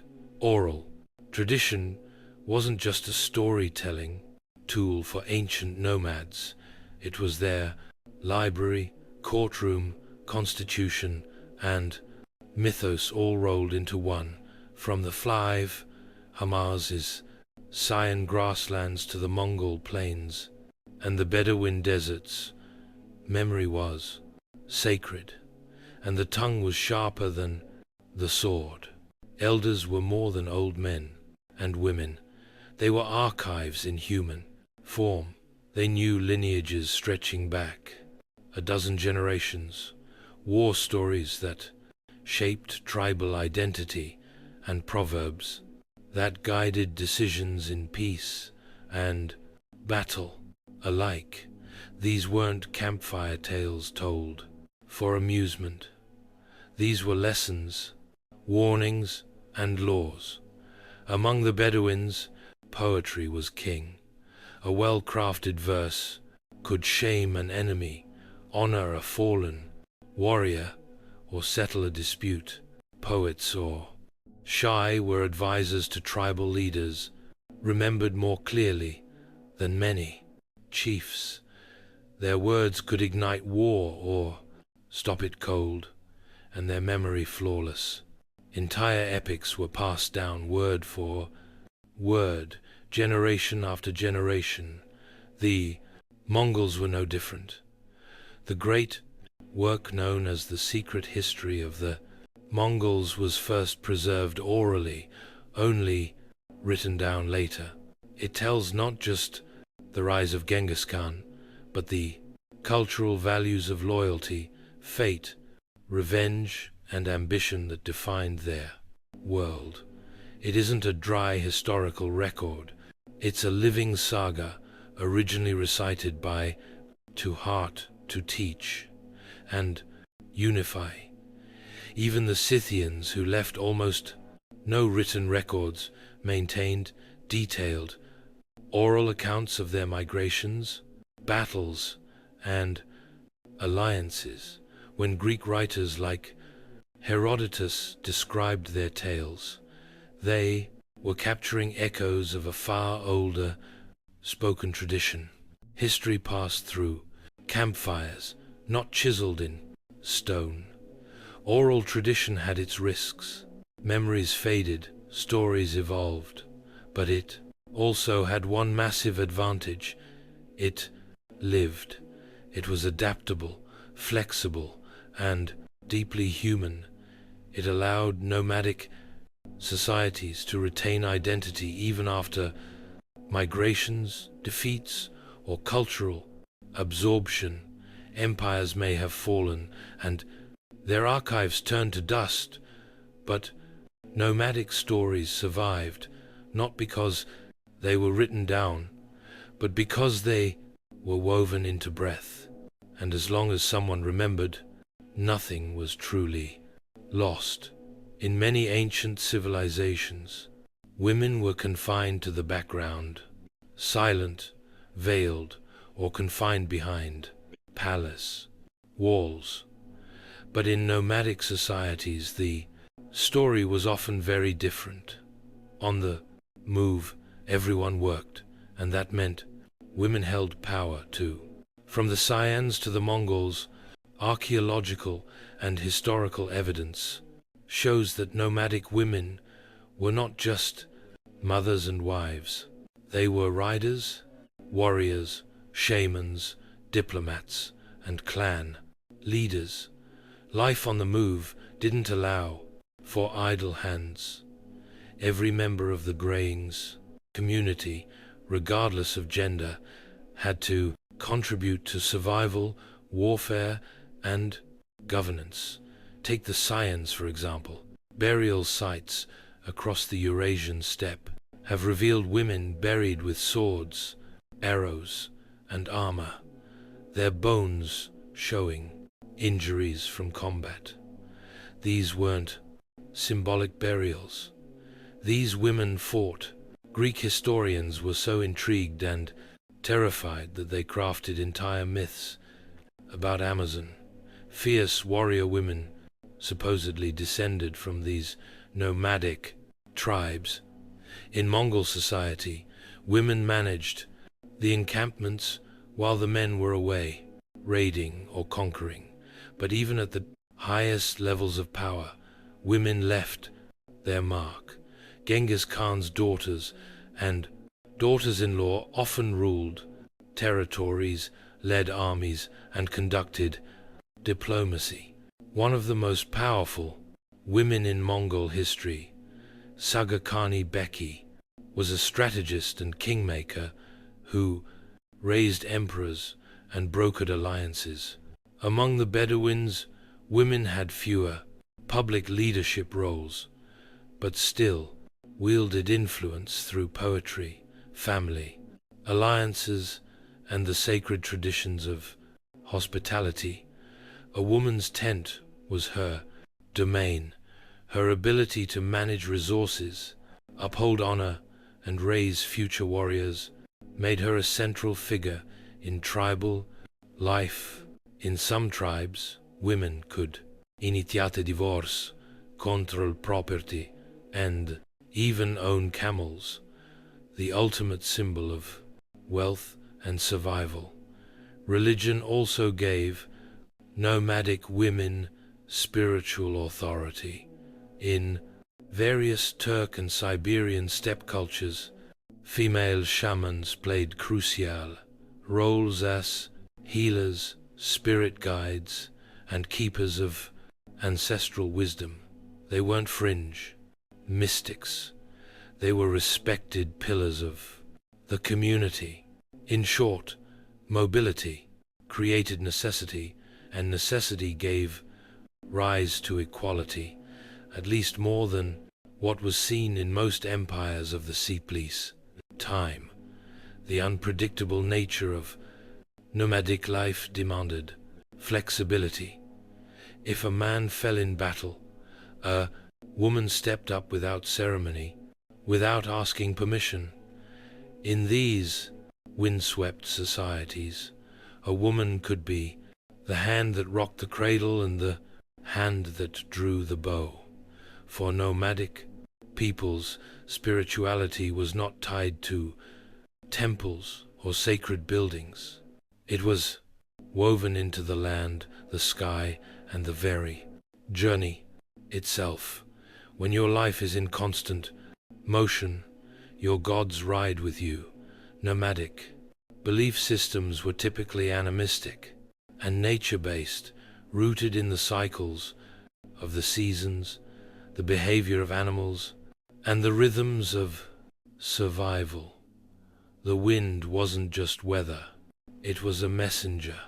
Mountains were guardians, rivers carried spirits, fire was sacred. Life was a dialogue with the unseen. Among the Saiyans, described by Herodotus, worship centered on a pantheon of gods tied to the natural world. Titi, the goddess of the hearth, likely equivalent to Hestia, and Papios, the sky god. Rituals often involved horse sacrifice, cannabis smoke, and sacred oaths sworn under open skies. Their spiritual world was visceral, earthy, and direct. No priests in robes, just warriors and shamans calling to the phrase. Heavens. The Bedouins, before the rise of Islam, practiced a form of polytheism centered around local deities and tribal idols. But above all, they revered the unseen, the mysterious forces of fate and nature. Jinn, or spirits, were believed to dwell in rocks, windstorms, and lonely places. Poets and seers were thought to be inspired, sometimes even possessed by these entities. Hospitality wasn't just a custom, it was a spiritual obligation. In Mongol culture, the spiritual world was structured around Tangrism, the worship of Tangri, the eternal blue sky. Tangri wasn't a god you prayed to in a temple. He was the sky itself, ever present, watching and judging. Genghis Khan claimed his right to rule came from Tangri. Mongols also revered earth spirits, ancestral ghosts, and the sacred fire in the center of every tent. Shamanism played a vital role. Shamans were healers, spirit guides, and political advisors. The beauty of nomadic spirituality was its adaptability. As nomads came into contact with Buddhists, Muslims, Christians, and others, they often blended these beliefs with their own. Mongol emperors patronized multiple religions at once. A Bedouin could follow Islamic law while still clinging to older desert-rooted customs, whereas cities built temples to contain the divine. Nomads carried the sacred to them. Their gods moved, their rituals adapted, and their beliefs flowed like the rivers they crossed. Because to a nomad, faith didn't need four walls, just sky above, earth below, and memory in between. They didn't leave behind pyramids or cathedrals. You won't find their capitals on modern maps, and yet the legacy of ancient nomadic cultures is written all over history in the flow of trade, the scars of conquest, and even the languages we speak. Nomads were not historical footnotes. They were architects of disruption, reshaping entire continents through movement. The Silk Road, that wasn't just a route for silk and spices. It was a highway built by hooves, maintained by the diplomacy, muscle, and local knowledge of nomadic tribes. Without them, East and West might never have met. Empires feared them, and for good reason. The Saiyans, Yongnu, Turks, and Mongols all challenged the myth of urban superiority. Their victories exposed a fundamental truth. Mobility can outthink monuments. Where empires moved slowly, nomads adapted. When cities relied on walls, nomads relied on speed. But their influence wasn't only military. They acted as cultural bridges, carrying music, recipes, stories, and even religion from one world to another. Mongol rule brought Chinese printing technology to Persia. Arab Bedouin traditions shaped the early Islamic world, from language and law to poetry and honor codes. Turkish nomads laid the groundwork for the Ottoman Empire. The paths they rode became arteries of civilization. Even after their empires faded, their spirit endured. You can see it in modern horsemanship, in oral storytelling cultures, and in the values of kinship, resilience, and independence that still echo across the steppe, desert, and tundra. In many ways, they also serve as a warning. They remind us that no structure is permanent, not even the grandest empire. They proved that the wind could erase borders, and that power didn't need to be carved in stone to be real. Today, many nomadic peoples still exist, though fewer in number and often under pressure from modern borders, climate change, and urbanization. Yet their descendants carry traditions older than most. Nations, hospitality to strangers, reverence for animals, and stories that ride through generations like horses, through fog. So, when you study history, don't just look at the walls, the temples, the thrones. Look between them. That's where the nomads lived, and that's where history moved. In the mid-1800s, America was a country divided not just by politics, but by terrain. The East bustled with cities, factories, and ports. The West was a wild expanse of mountains, deserts, and gold fields, and between them stretched over 1,700 m of unforgiving wilderness. To journey from New York to California meant weeks on a ship around Cape Horn, or months in a wagon, dodging disease, bandits, and dust. But the dream was there, a railroad that would tie the country together, steel, rail by steel rail, a direct line from coast to coast, unthinkable to some, inevitable to others. Visionaries believed it could unite the Republic, speed up communication, move armies, open new markets, and settle the untamed frontier. To build it, however, would require more than ambition. It would take money, labor, land, and political power. That last part came with the Civil War. In 1862, while the nation was tearing itself apart, Abraham Lincoln signed the Pacific Railway Act. The law authorized two railroad companies, the Union Pacific and the Central Pacific, to start building from opposite ends of the country.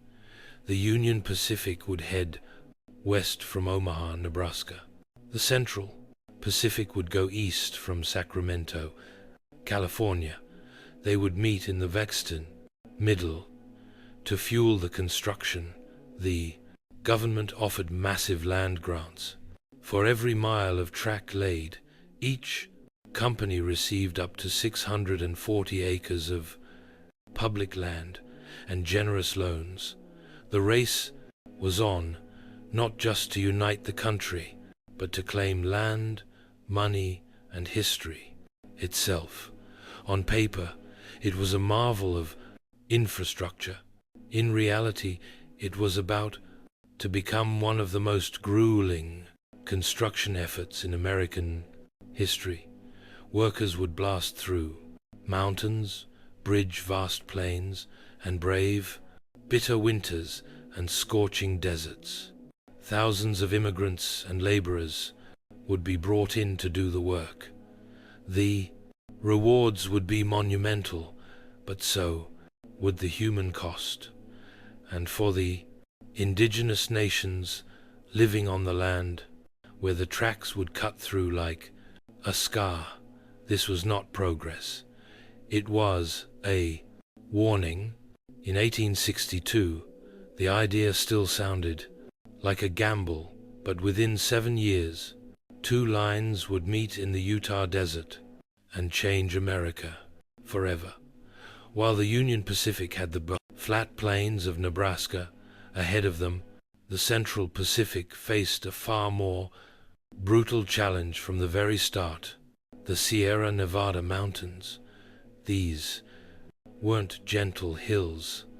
They were towering granite peaks prone to avalanches, snow drifts, and back-breaking terrain. And this was before dynamite was even invented. Construction began in Sacramento in 1863, but the real wall stood just 80 m east. The Sierras were a formidable barricade, and every mile of track laid felt like a war against nature itself. To conquer this obstacle, the Central Pacific needed labor, a lot, too, of it. At first they hired mostly Irish immigrants and white laborers, but many quit, unable or unwilling to face the grueling conditions.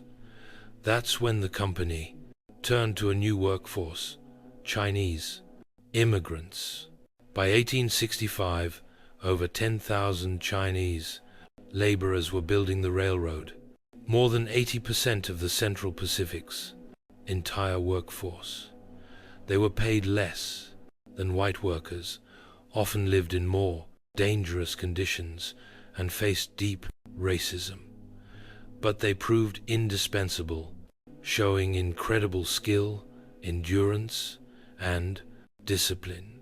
Their work was heroic and horrific. They carved tunnels through solid rock, using only hand tools and black powder. The most infamous tunnel, number 6, took nearly 2 years to complete. In winter, snowdrifts reached 40 feet. Workers lived in camps buried beneath snow, connected by vertical shafts like chimneys.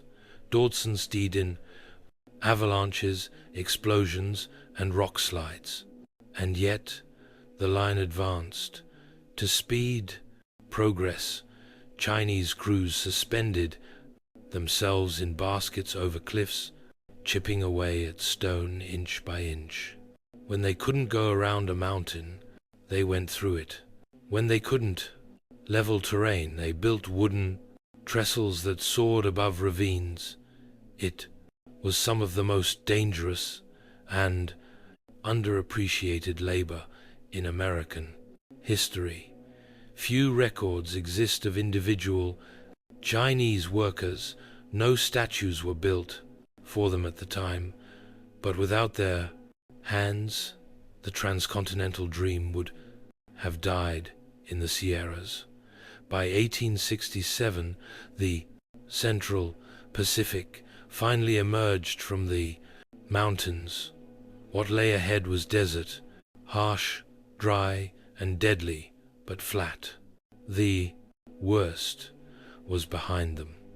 The race to the command of this meeting point was truly on. While the Central Pacific was battling granite and snow in the west, the Union Pacific had its own gauntlet to run.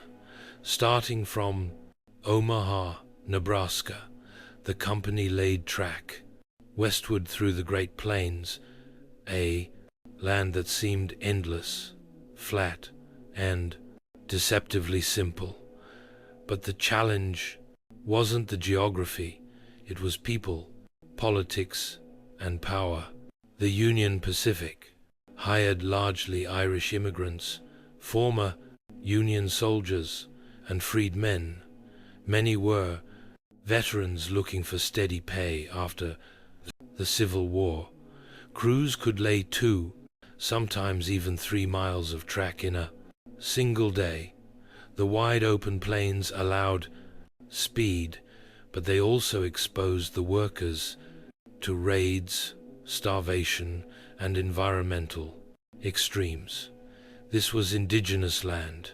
The Pawnee, Cheyenne, Arapaho, and Lakota Sioux had hunted, lived, and died on these plains for generations. And to them the Railroad was not progress. It was an invasion. The track cut directly through tribal hunting grounds. The smoke, belching engines, frightened buffalo, herds, telegraph poles and surveyors, disrupted sacred spaces. Tribes saw what was coming. Settlers, soldiers, fences, and displacement. Resistance was inevitable. The Lakota Sioux under leaders like Red Cloud fought back fiercely. They raided camps, attacked surveying teams, and tore up rails. In response, the U.S. government built forts along the route and stationed troops to guard the blind track.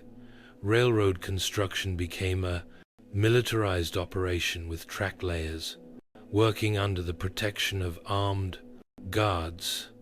It was a low-grade war fought with rifles and treaties that never lasted. For the indigenous nations, the railroad represented a death sentence for their way of life, and they were right. Still, the Union Pacific pushed forward, financially backed by massive federal loans and led by men like Thomas Durant. The company laid track at breakneck speed. Crews lived in temporary towns, dubbed Hell on Wheels, which sprang up overnight and disappeared just as fast. Gambling, whiskey, and violence followed the workers like a dust storm. By 1867, Union Pacific had reached Cheyenne and was headed into Wyoming. The mountains loomed in the distance. But the real mountain they were climbing was political. How do you unite a nation when you're laying rails over the bones of another? For the Union Pacific, the answer was simple. Lay the track. Don't look back. The story of the Transcontinental Railroad is often told with golden spikes and great men in top hats. But the real story, it's soaked in sweat, muscle, and pain. How much of it provided by men whose names were never recorded, whose graves were never marked, and whose stories were buried beneath the tracks they built on the Central Pacific. It was the Chinese laborers who did the impossible. Nearly 15,000 of them, most hailing from Guangdong province, endured freezing temperatures, deadly explosions, and racial hostility while tunneling through the Sierra Nevada. They earned less than white workers, received no recognition, and were often housed in separate, inferior camps. But they persisted quietly, skillfully, and relentlessly. Despite being called weak and unfit by early skeptics, the Chinese crews soon proved to be the most reliable workforce on the railroad. They blasted rock, laid rail, built trestles, and cooked their own food, often staying healthier than their counterparts. Yet, when the last spike was driven at Promontory Point, none of them were invited to the celebration photo. Meanwhile, on the Union Pacific, Irish immigrants made up a large portion of the workforce. Many had survived famine and war only to face new dangers on the first three plains. They fought off raids, laid track at incredible speed, and drank themselves to sleep in rickety tents. Their lives were hard, but their labor was essential. Former enslaved African Americans also worked the rails, some hired as freed men seeking better lives. Their contributions, like those of the Chinese and Irish, went largely uncredited. Laborers of color were exploited, but indispensable. This was a multinational workforce, building a nation with bare hands and broken backs. And then there were the cooks, blacksmiths, teamsters, and supply haulers, each playing a role in keeping the great machine of progress moving forward. None of them were executives, but without them there'd be no golden spike. In the grand American myth, we tend to spotlight the rude visionaries and tycoons, but railroads weren't laid by dreams alone. They were laid by calloused hands, underpaid men, and marginalized workers, people who bent history with no guarantee they'd be remembered. They didn't build the railroad for glory. They built it to survive. By the late 1860s, the two railroad companies, the Union Pacific and the Central Pacific, were no longer just building tracks. They were locked in a frenzied competition, each racing toward an invisible meeting point somewhere in the Utah Territory. But this wasn't a gentleman's agreement. It was a war for land, money, and prestige. Why the urgency? Because of the way the government subsidies worked. For every mile of track completed, each company received federal land grants and hefty loans. The more track you built, the more profit you claimed.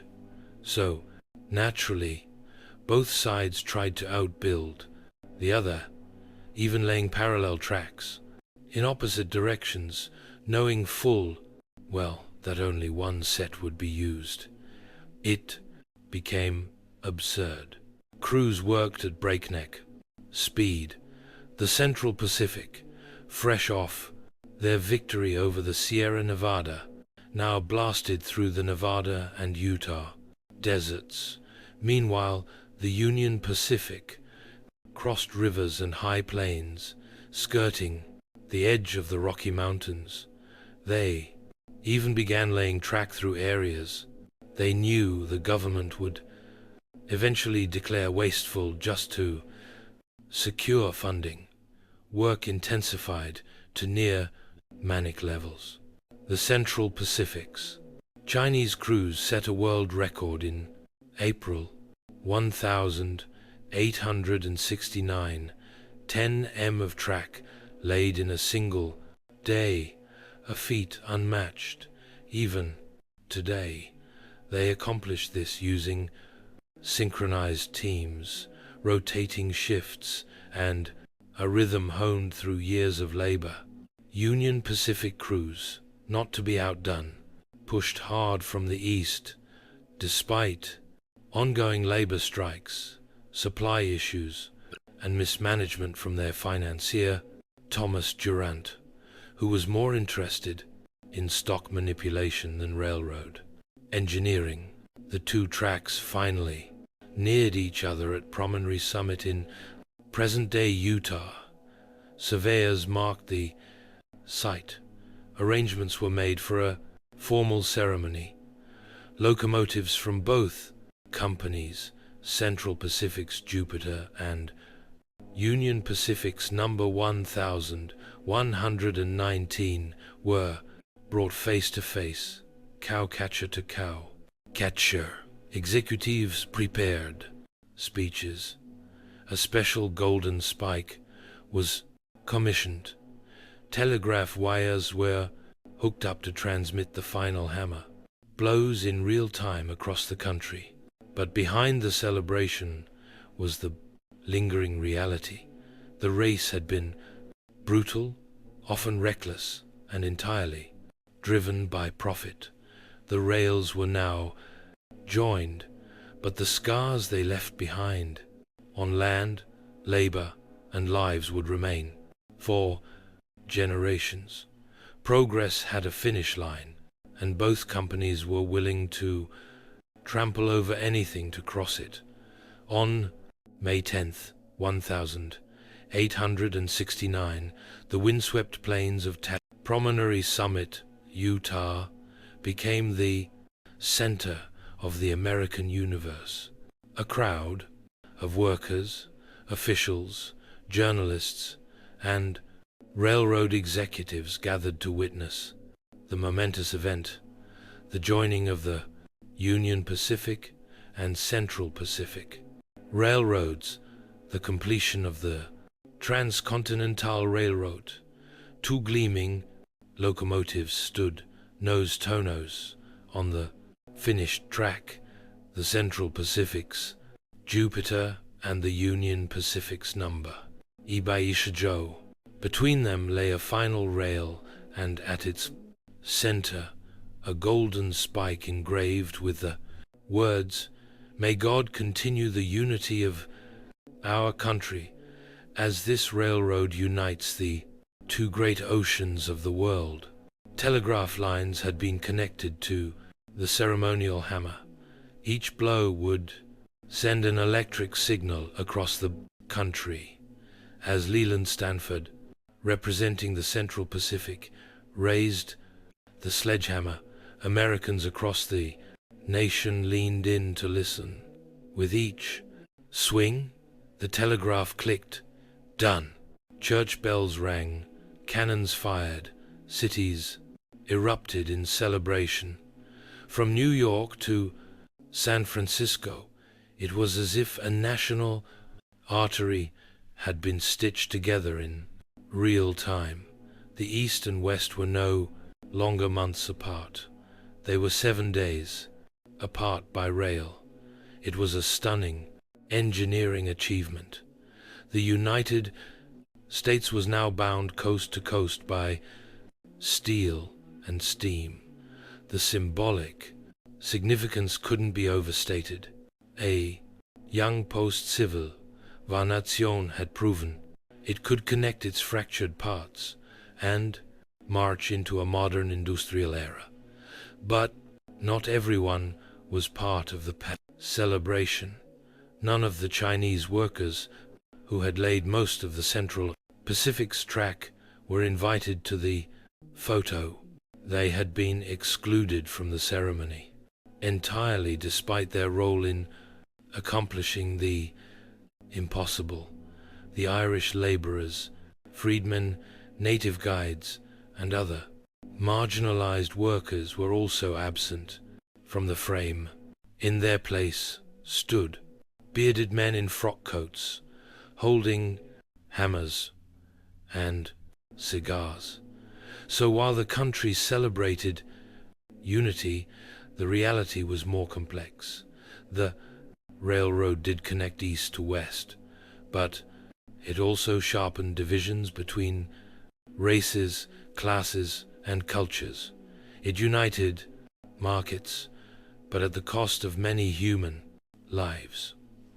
The photo that day captured the official story of the railroad, but the real story that was buried beneath the track, the completion of the Transcontinental Railroad, didn't just shrink geography, it exploded the place.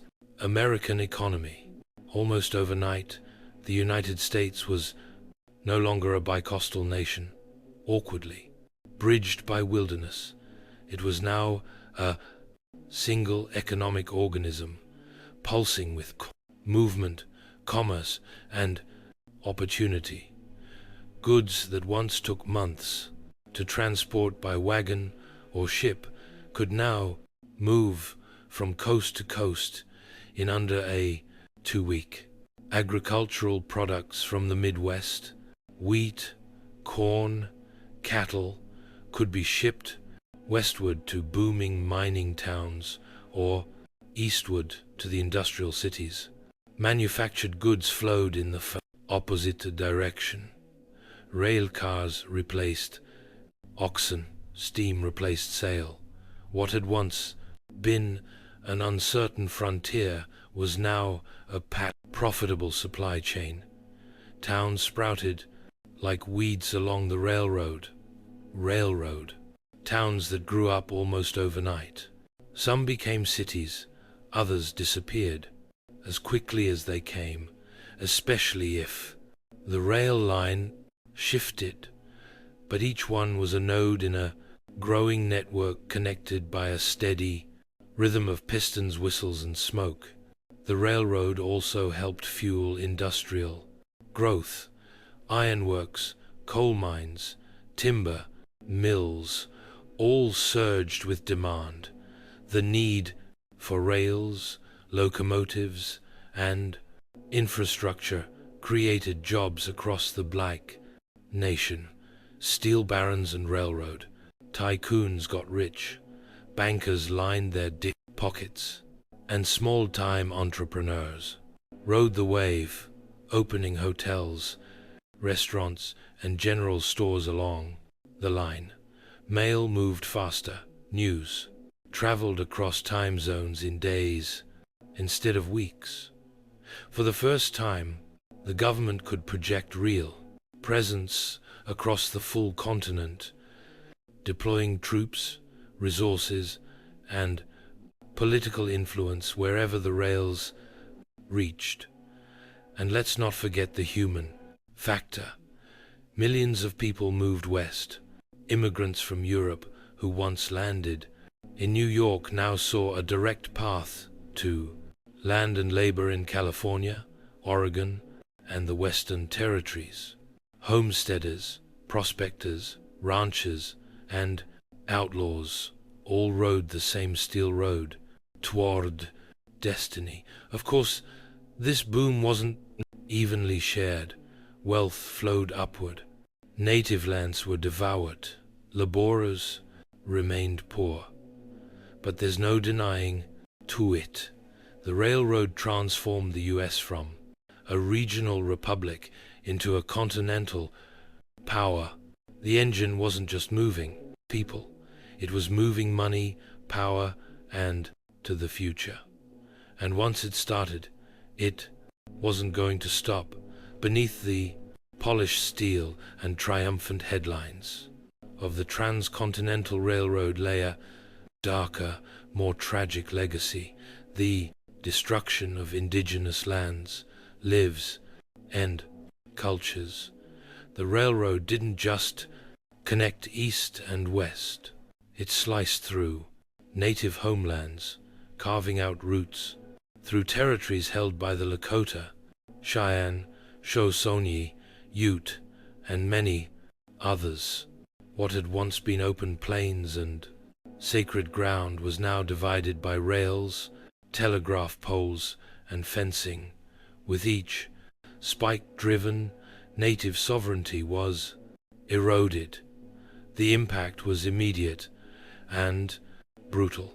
Buffalo herds central to plains, tribes, economies, diets, and spirituality were slaughtered en masse to clear the way for trains and settlers. In some cases, passengers were encouraged to shoot buffalo for sport from moving trains. These herds, once numbering in the tens of millions, dwindled to near extinction in just a few decades. The railroad brought more than tracks. It brought settlers, soldiers, and surveyors. Towns popped up where there had been none. Homesteaders, empowered by the federal government, staked claims on tribal lands. What treaties hadn't taken? The railroad now absorbed, and with settlers came enforcement, military garrisons sent to protect the tracks and suppress any resistance. Conflicts erupted. The Sioux, Cheyenne, Arapaho, and other tribes fought back in what became a series of bloody wars, some labeled uprisings, others outright massacres. From Red Cloud's War to the Battle of Little Bighorn, the railroads were both the battleground and the prize. Eventually, resistance was crushed. Indigenous nations were confined to reservations, often hundreds of miles from their ancestral lands. The psychological toll was immense. Sacred sites were desecrated. Hunting patterns were broken. Nomadic cultures built around seasonal migration and vast open space were forced into fixed locations under constant surveillance. And all of it was justified in the name of progress. The Transcontinental Railroad was hailed as a marvel of American ingenuity, but it came at the cost of 1,000 nations' dreams. It wasn't just the iron that cut through the land. It was the erasure of a way of life, replaced by timets and timbers. History books often praise the railroad for uniting a nation, but for native peoples, it tore theirs apart. When the final spike was driven at Promontory Summit in 1869, it wasn't just the end of a railroad. It was the beginning of a new American identity, faster, hungrier, and increasingly shaped by steel and steam. The Transcontinental Railroad shrank the country. What had once taken 6 months by wagon or ship now took 7 days by rail. It changed how people moved, how goods were exchanged, and how the very idea of distance was understood. Suddenly, the concept of a coast-to-coast nation wasn't a dream, it was a daily reality. The railroad fueled the rise of time zones created to coordinate cross-country travel and commerce. It reorganized agriculture, allowing farmers to send produce across state lines. It powered the second industrial revolution, enabling raw materials to flow efficiently into urban factories. The rhythm of the country began to match the clatter of trains. Culturally, the railroad reinforced a sense of manifest destiny, the belief that America was meant to span from Atlantic to Pacific. It made expansion feel not just possible, but inevitable. With rails stretching across deserts, mountains, and plains, there was no longer a wild frontier. Everything felt reachable. Everything felt claimable. But the railroad also set the POSPA's template for corporate power in America. Massive wealth accumulated at the sleigh top. Men like Leland Stanford, Thomas Durant, and Collis Huntington didn't just get rich. They shaped policy, bought politicians, and built empires. Corruption scandals like the Credit Mobilier affair exposed how deeply railroad interests were embedded in government. For laborers, the train tracks marked both opportunity and exploitation. For indigenous peoples, it marked the end of a world. For the environment, it brought radical change. Forests cleared, rivers bridged, buffalo nearly exterminated. Yet for all its costs, the railroad undeniably stitched the fabric of a modern America. It connected immigrants to opportunity, businesses to markets, and governments to distant territories. It transformed an experimental republic into a fully integrated nation. The iron rails didn't just carry passengers. They carried ambition, destruction, hope, and hubris. The railroad was both a triumph and a tragedy.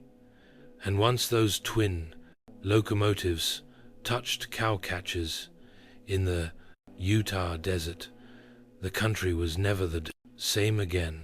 The nation was transformed, not by war or election, but by iron and fire.